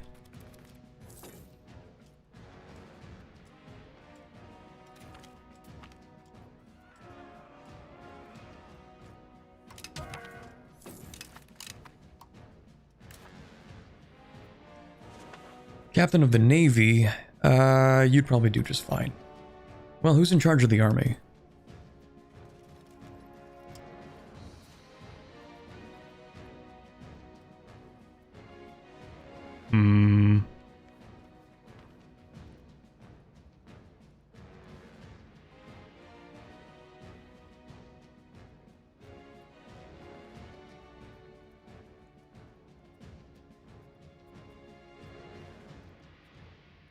We'll keep you there then. That's actually fine.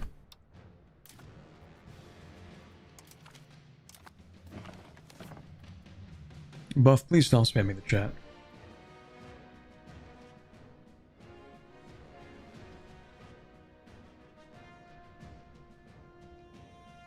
I have to ask what happens if he reaches 0 population? I think it's literally impossible to have 0 population. Even uncolonized territories have 1 population.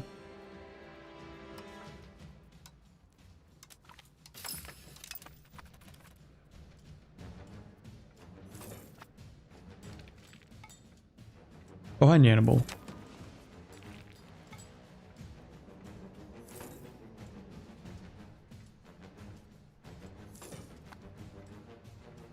Stops at 1? I think it does stop at 1.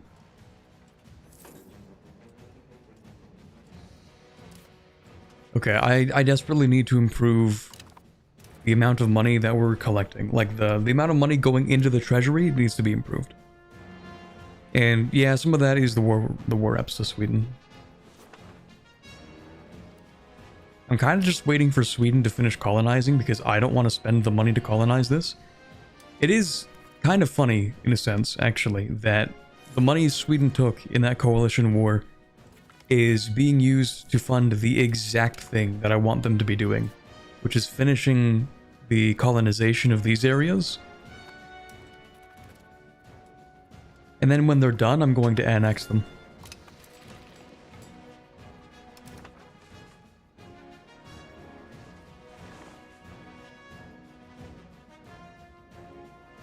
Ooh, increasing ties to subjects. That's not a bad idea. I don't know if my subjects have liberty desire or if they're disloyal, because those aren't the same thing. So 3 of them have some liberty desire, but not really.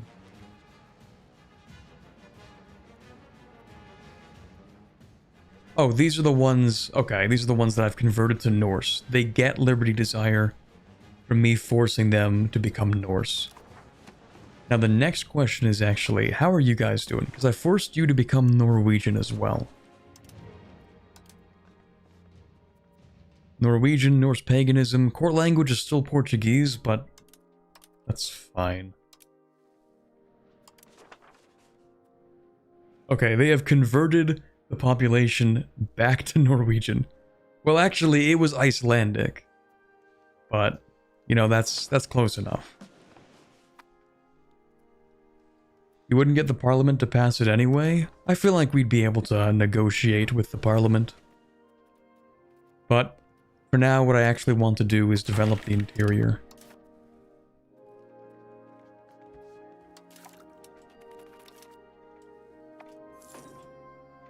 Why is Greenland Portuguese? Well, it all started with us buying a lot of Portuguese slaves from Iberia. And that happened because Granada took over some parts of Portugal.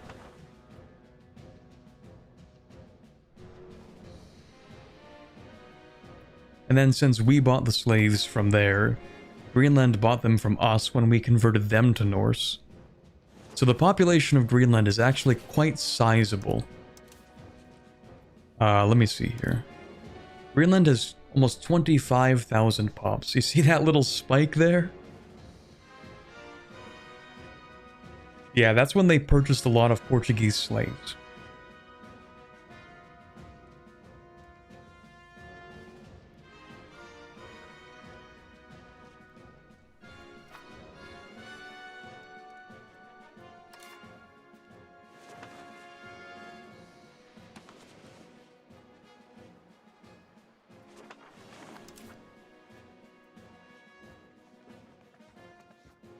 Oh, since I'm going to actually get pike and shot pretty soon, I might use them to negotiate with the parliament.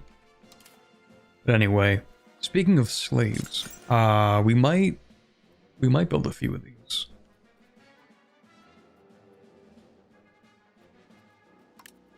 Just a handful.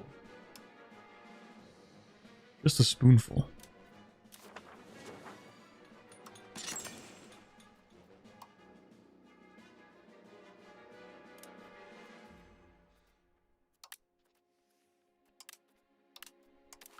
I need to change my location filters. Owned locations. For such a long time, we actually didn't have this filter. And it drove me insane. That I couldn't exclude non-owned locations.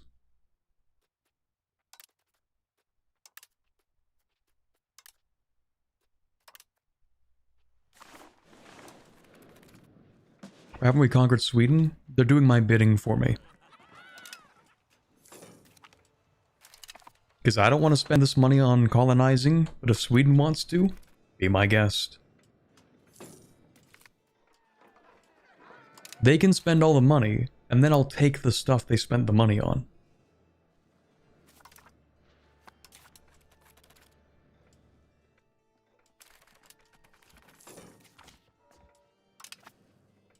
Alright, we're at the point where France is the eternal everything hegemon. That's excellent. Let me run some numbers on this. I don't think this would be enough. I mean, we'll spend the money, that's fine. Wait until the month passes. This is gonna leave us with 0.05 missing support. That's lovely. Oh shoot, the game unpaused. I thought I was paused.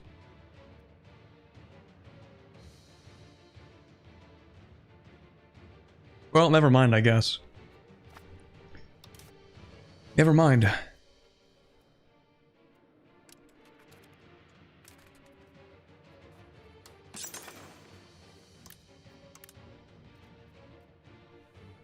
Alright. Well, let's go ahead and keep on expanding things.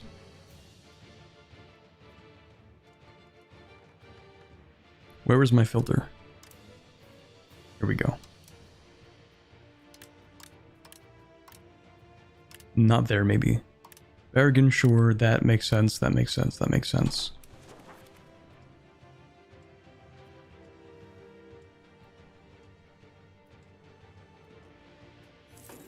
Is it really that expensive compared to how long it would take to colonize? Well, to start a colony, it costs quite a bit, doesn't it? Start a colony isn't... Yeah, it's a few hundred to create a colonial charter. That's what I don't want to spend the money on. I did say that we would embrace this, so let's do that. Once we have the money, which we're going to get once we're done with that.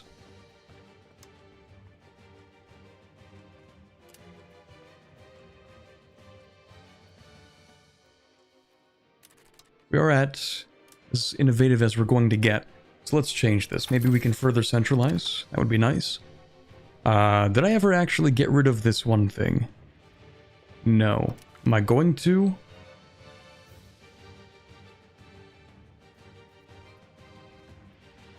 No. Not yet.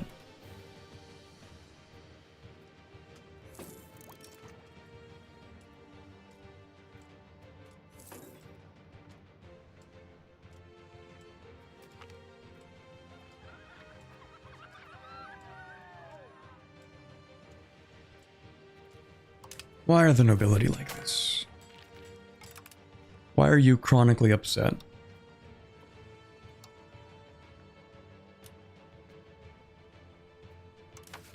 I don't think the nobility deserve to have anything, so I don't really want to give them anything, but I would like to tax them more.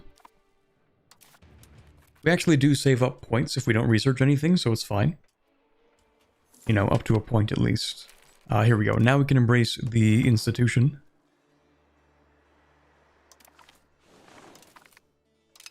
And we're going to do that because we want to pick up... We want to pick these up.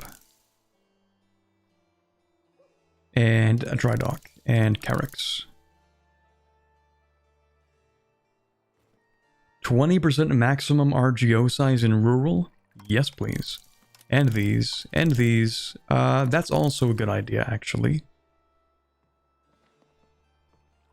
Wonderful. And then after that...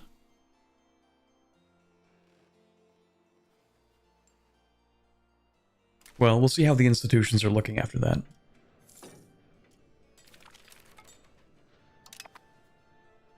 Have you seen that the trading menu is actually lying to you about what is and is not available?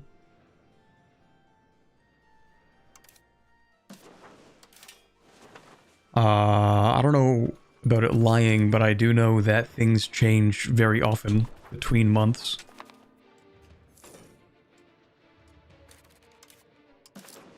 Like if you automate your trade, a lot of the time trades will change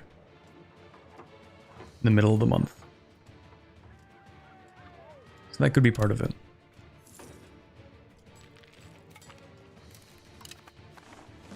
Well, I guess that old truce is done. Actually, do I just want to invade Sweden again? I might. I was just looking. It's still not good. Poland seems to not care anymore, which is really weird. They decayed super quick. Yeah, I'm not sure why. Anyway, yeah, these guys, they do not like me. Maybe I should try to get some of them to like me. Pretty fat chance of that happening, though. Well, if they do declare again, we'll see what happens. It is funny that you can just pay off coalitions, though.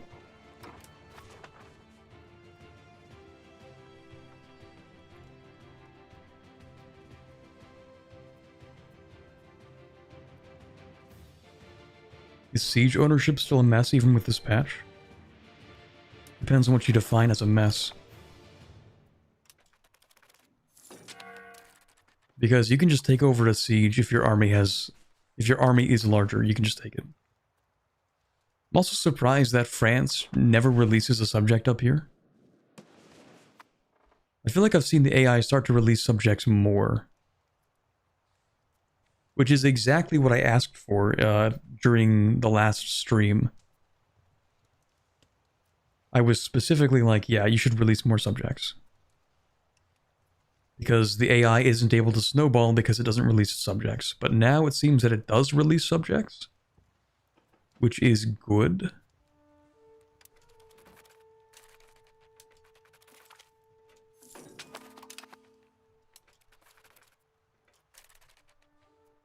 Actually, wouldn't it be really funny, France?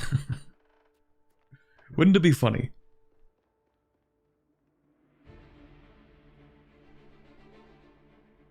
New Two Sicilies color? Let's go. I didn't even notice, actually. You know what else I never noticed? Apparently... Oh, never mind. I think I'm thinking of CK3, whereas it turns out you can zoom out on the map. I never knew you could do that.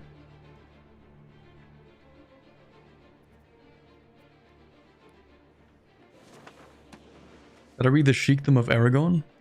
No, that's the Sheikdom of Malaga. Also, let's go the French classic.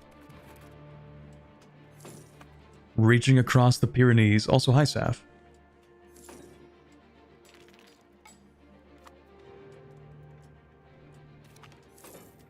The table, you mean? They added it a long time ago? Okay. I think you overestimate how much I play CK3.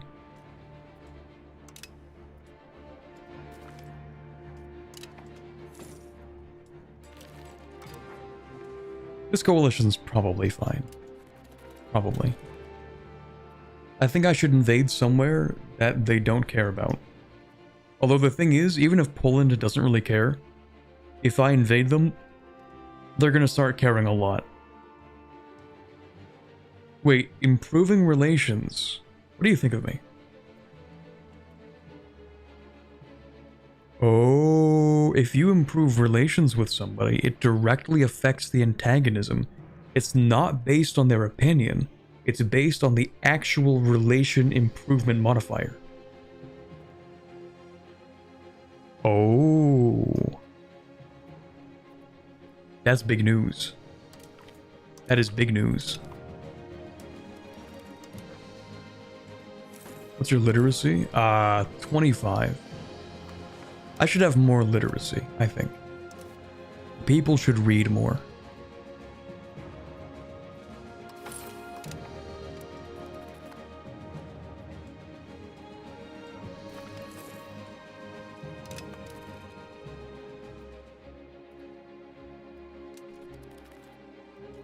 Why do you have same color vassals?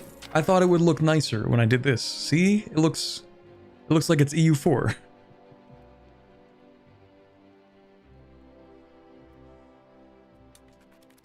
It's like having provinces within the country, if you think about it.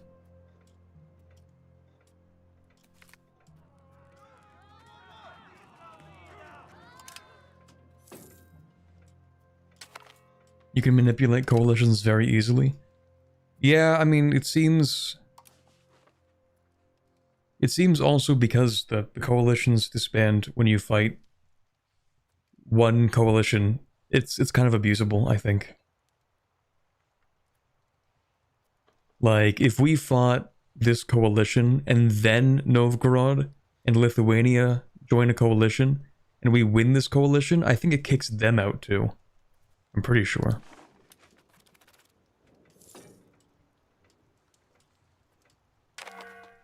Yeah, maybe I'm gonna actually increase my Diplo spending a little bit. Just a touch. Oh, right, I was improving relations with this subject. How long will this take? 11 years. How long will this take? Longer than 11 years. We're going to take Schleswig. Also, don't worry about this. I still have no idea how this happened.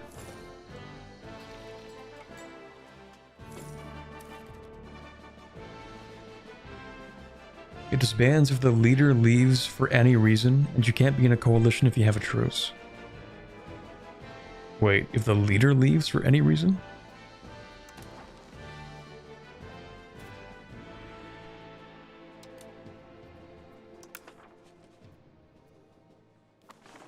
So, like, if I figure out a way to get a truce with Sweden,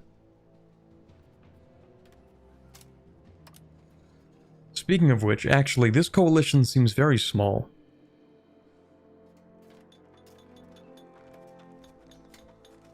It says we are dramatically stronger than the coalition, like double their combat power. Maybe I just invade Sweden.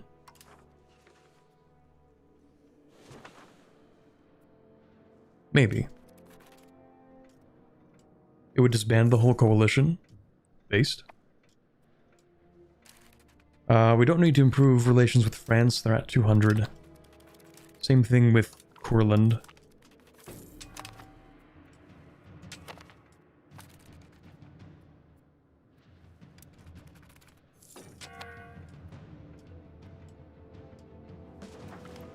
I love my 1.2 million pop Norway. Beautiful.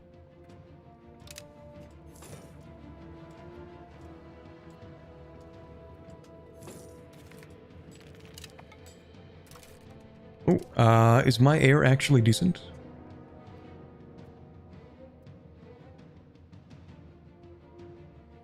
No, that's not the air. That's just some kid. Okay.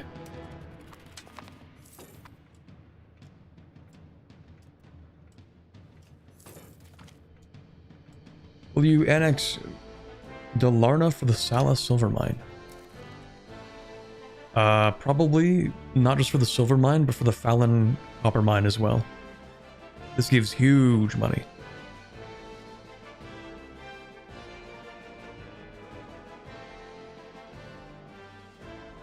We love the Fallon copper mine. Do you have a silver mine though?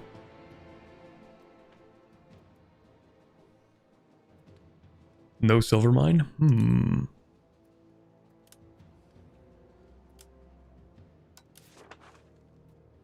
Me one no silver?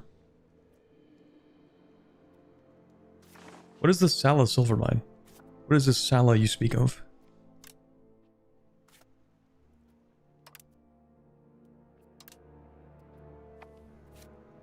I'm not seeing a lot of silver in here. Does it just pop up at some point?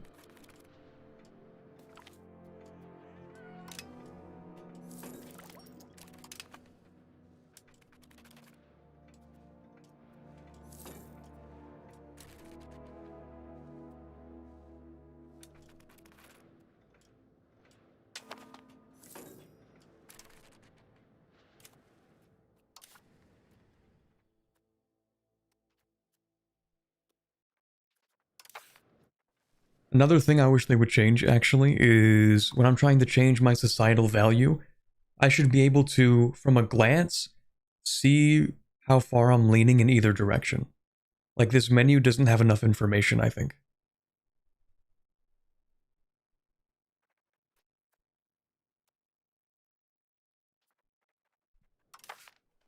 Now I have to go over here and check.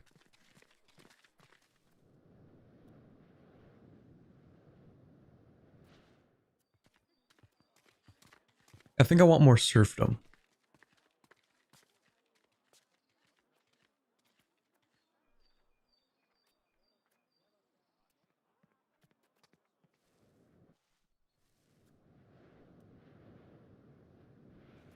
I also want outward, not inward, I think. Yeah.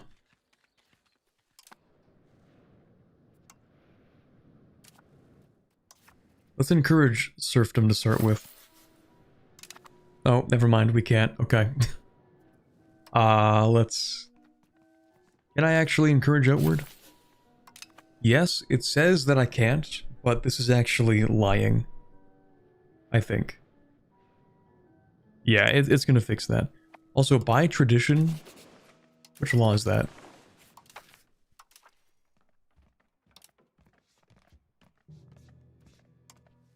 That is that one. Okay, we might go with by blood at some point.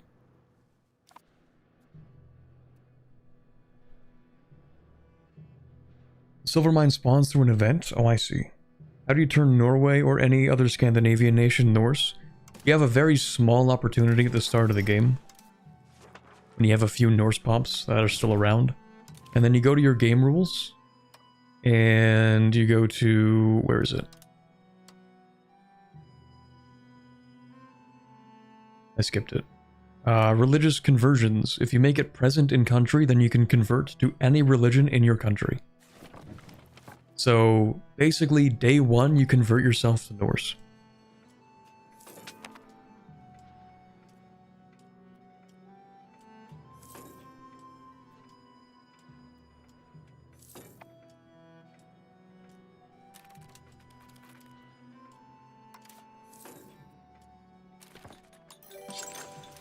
Oh, maybe instead of doing this. Yeah, here we go.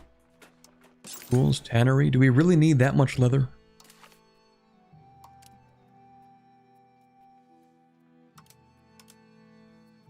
It appears to be. Okay. Sure, we'll build a few in here. I feel like Bergen's actually going to start making a lot of money. Once I actually build it up.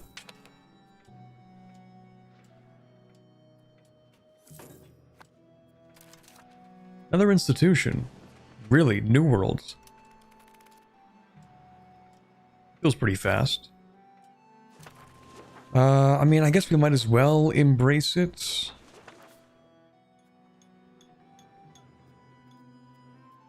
No printing press, though. Oh, right, of course we got New World super quickly. I mean, look at this.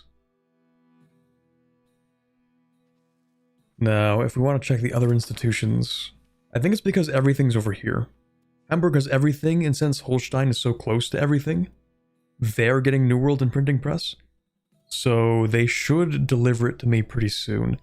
It's interesting, actually, just how quickly Hamburg is getting the institutions. They're like the only country in Europe that is actively getting every institution very quickly.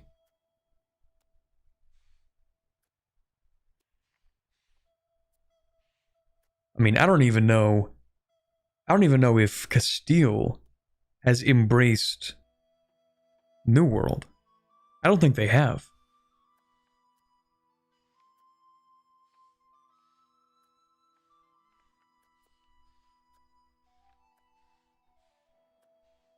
What's their market power? Well, I mean, they for sure have insane market things going on. Actually, you don't have a single... No, you do. You have 4 marketplaces. But 4 is not very many. I don't know how they're actually getting these institutions. Probably the Hansa pulling it in? Maybe. That could be. That could be. Do the Hansa have a lot of trade in Hamburg? Oh, you know what? It's not about the city. It's about the market.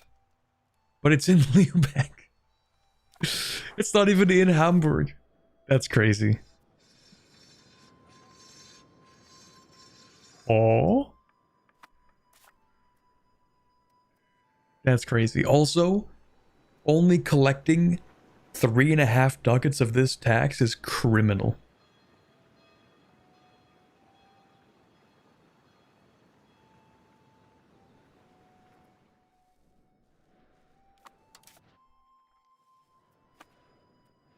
Imagine being poor. Can you spawn banks? I don't think we can create a bank. Or if we can, it's not yet at least. No, I don't think so. But we can ask a bank to become our national bank. Hold on, let me see. Actions. Ask them to become our state bank. I don't remember what this does. I think we get like preferential interest rates or something.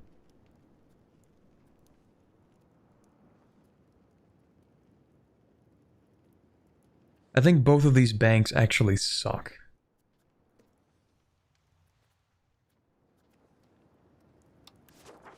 Do you have any money? They do have a sizable number of employees. They don't have much tax base, but that's not what's important for these guys. As much as it is just how much money they're making.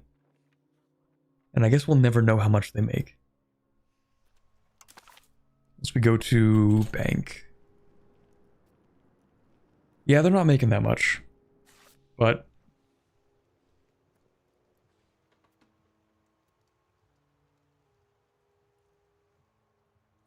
yeah, maybe we could get a national bank.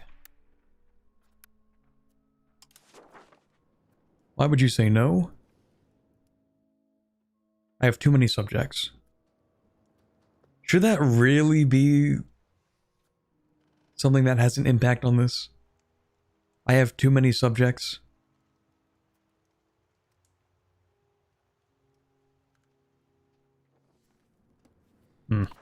Anyway.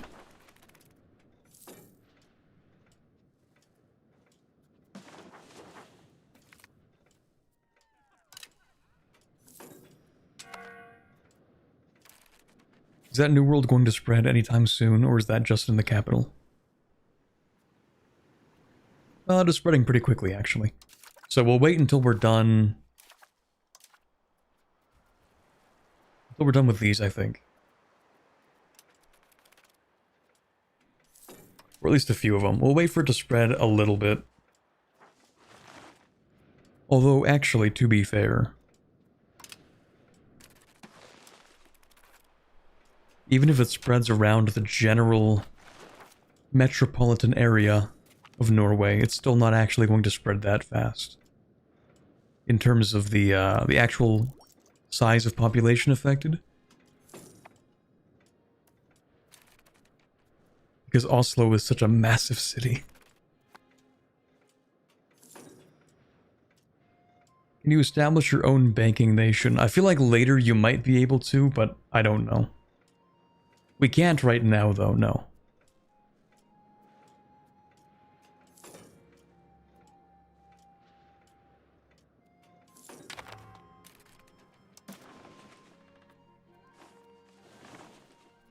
Another census, I guess. After a certain point, a lot of these are not that useful unless you're trying to pass a law.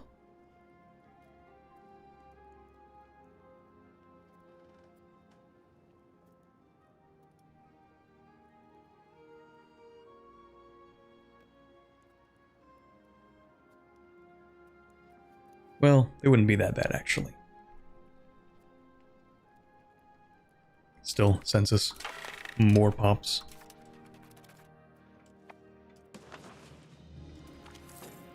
We love population growth.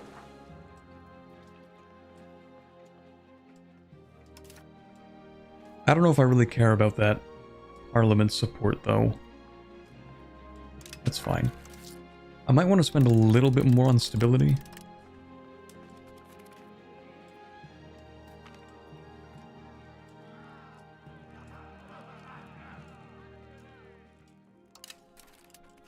Oh, actually, there's one thing that I forgot.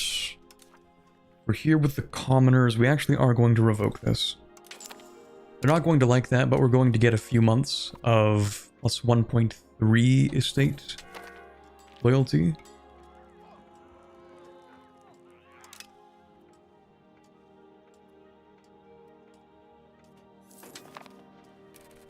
How did we lose a province to Denmark? Oh, well, you see, that's not Denmark. And second of all, no one knows. At least I don't. It belonged to a subject, and then my subject suddenly did not have it anymore, and Poland won't give it back.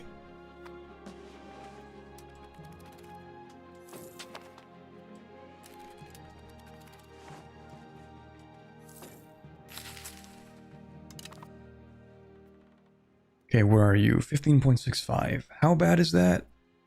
Surprisingly, the peasants are not trying to revolt,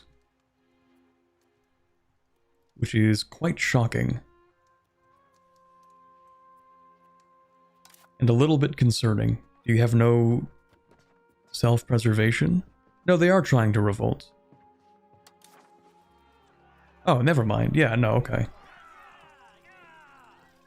Yeah, they're pretty upset.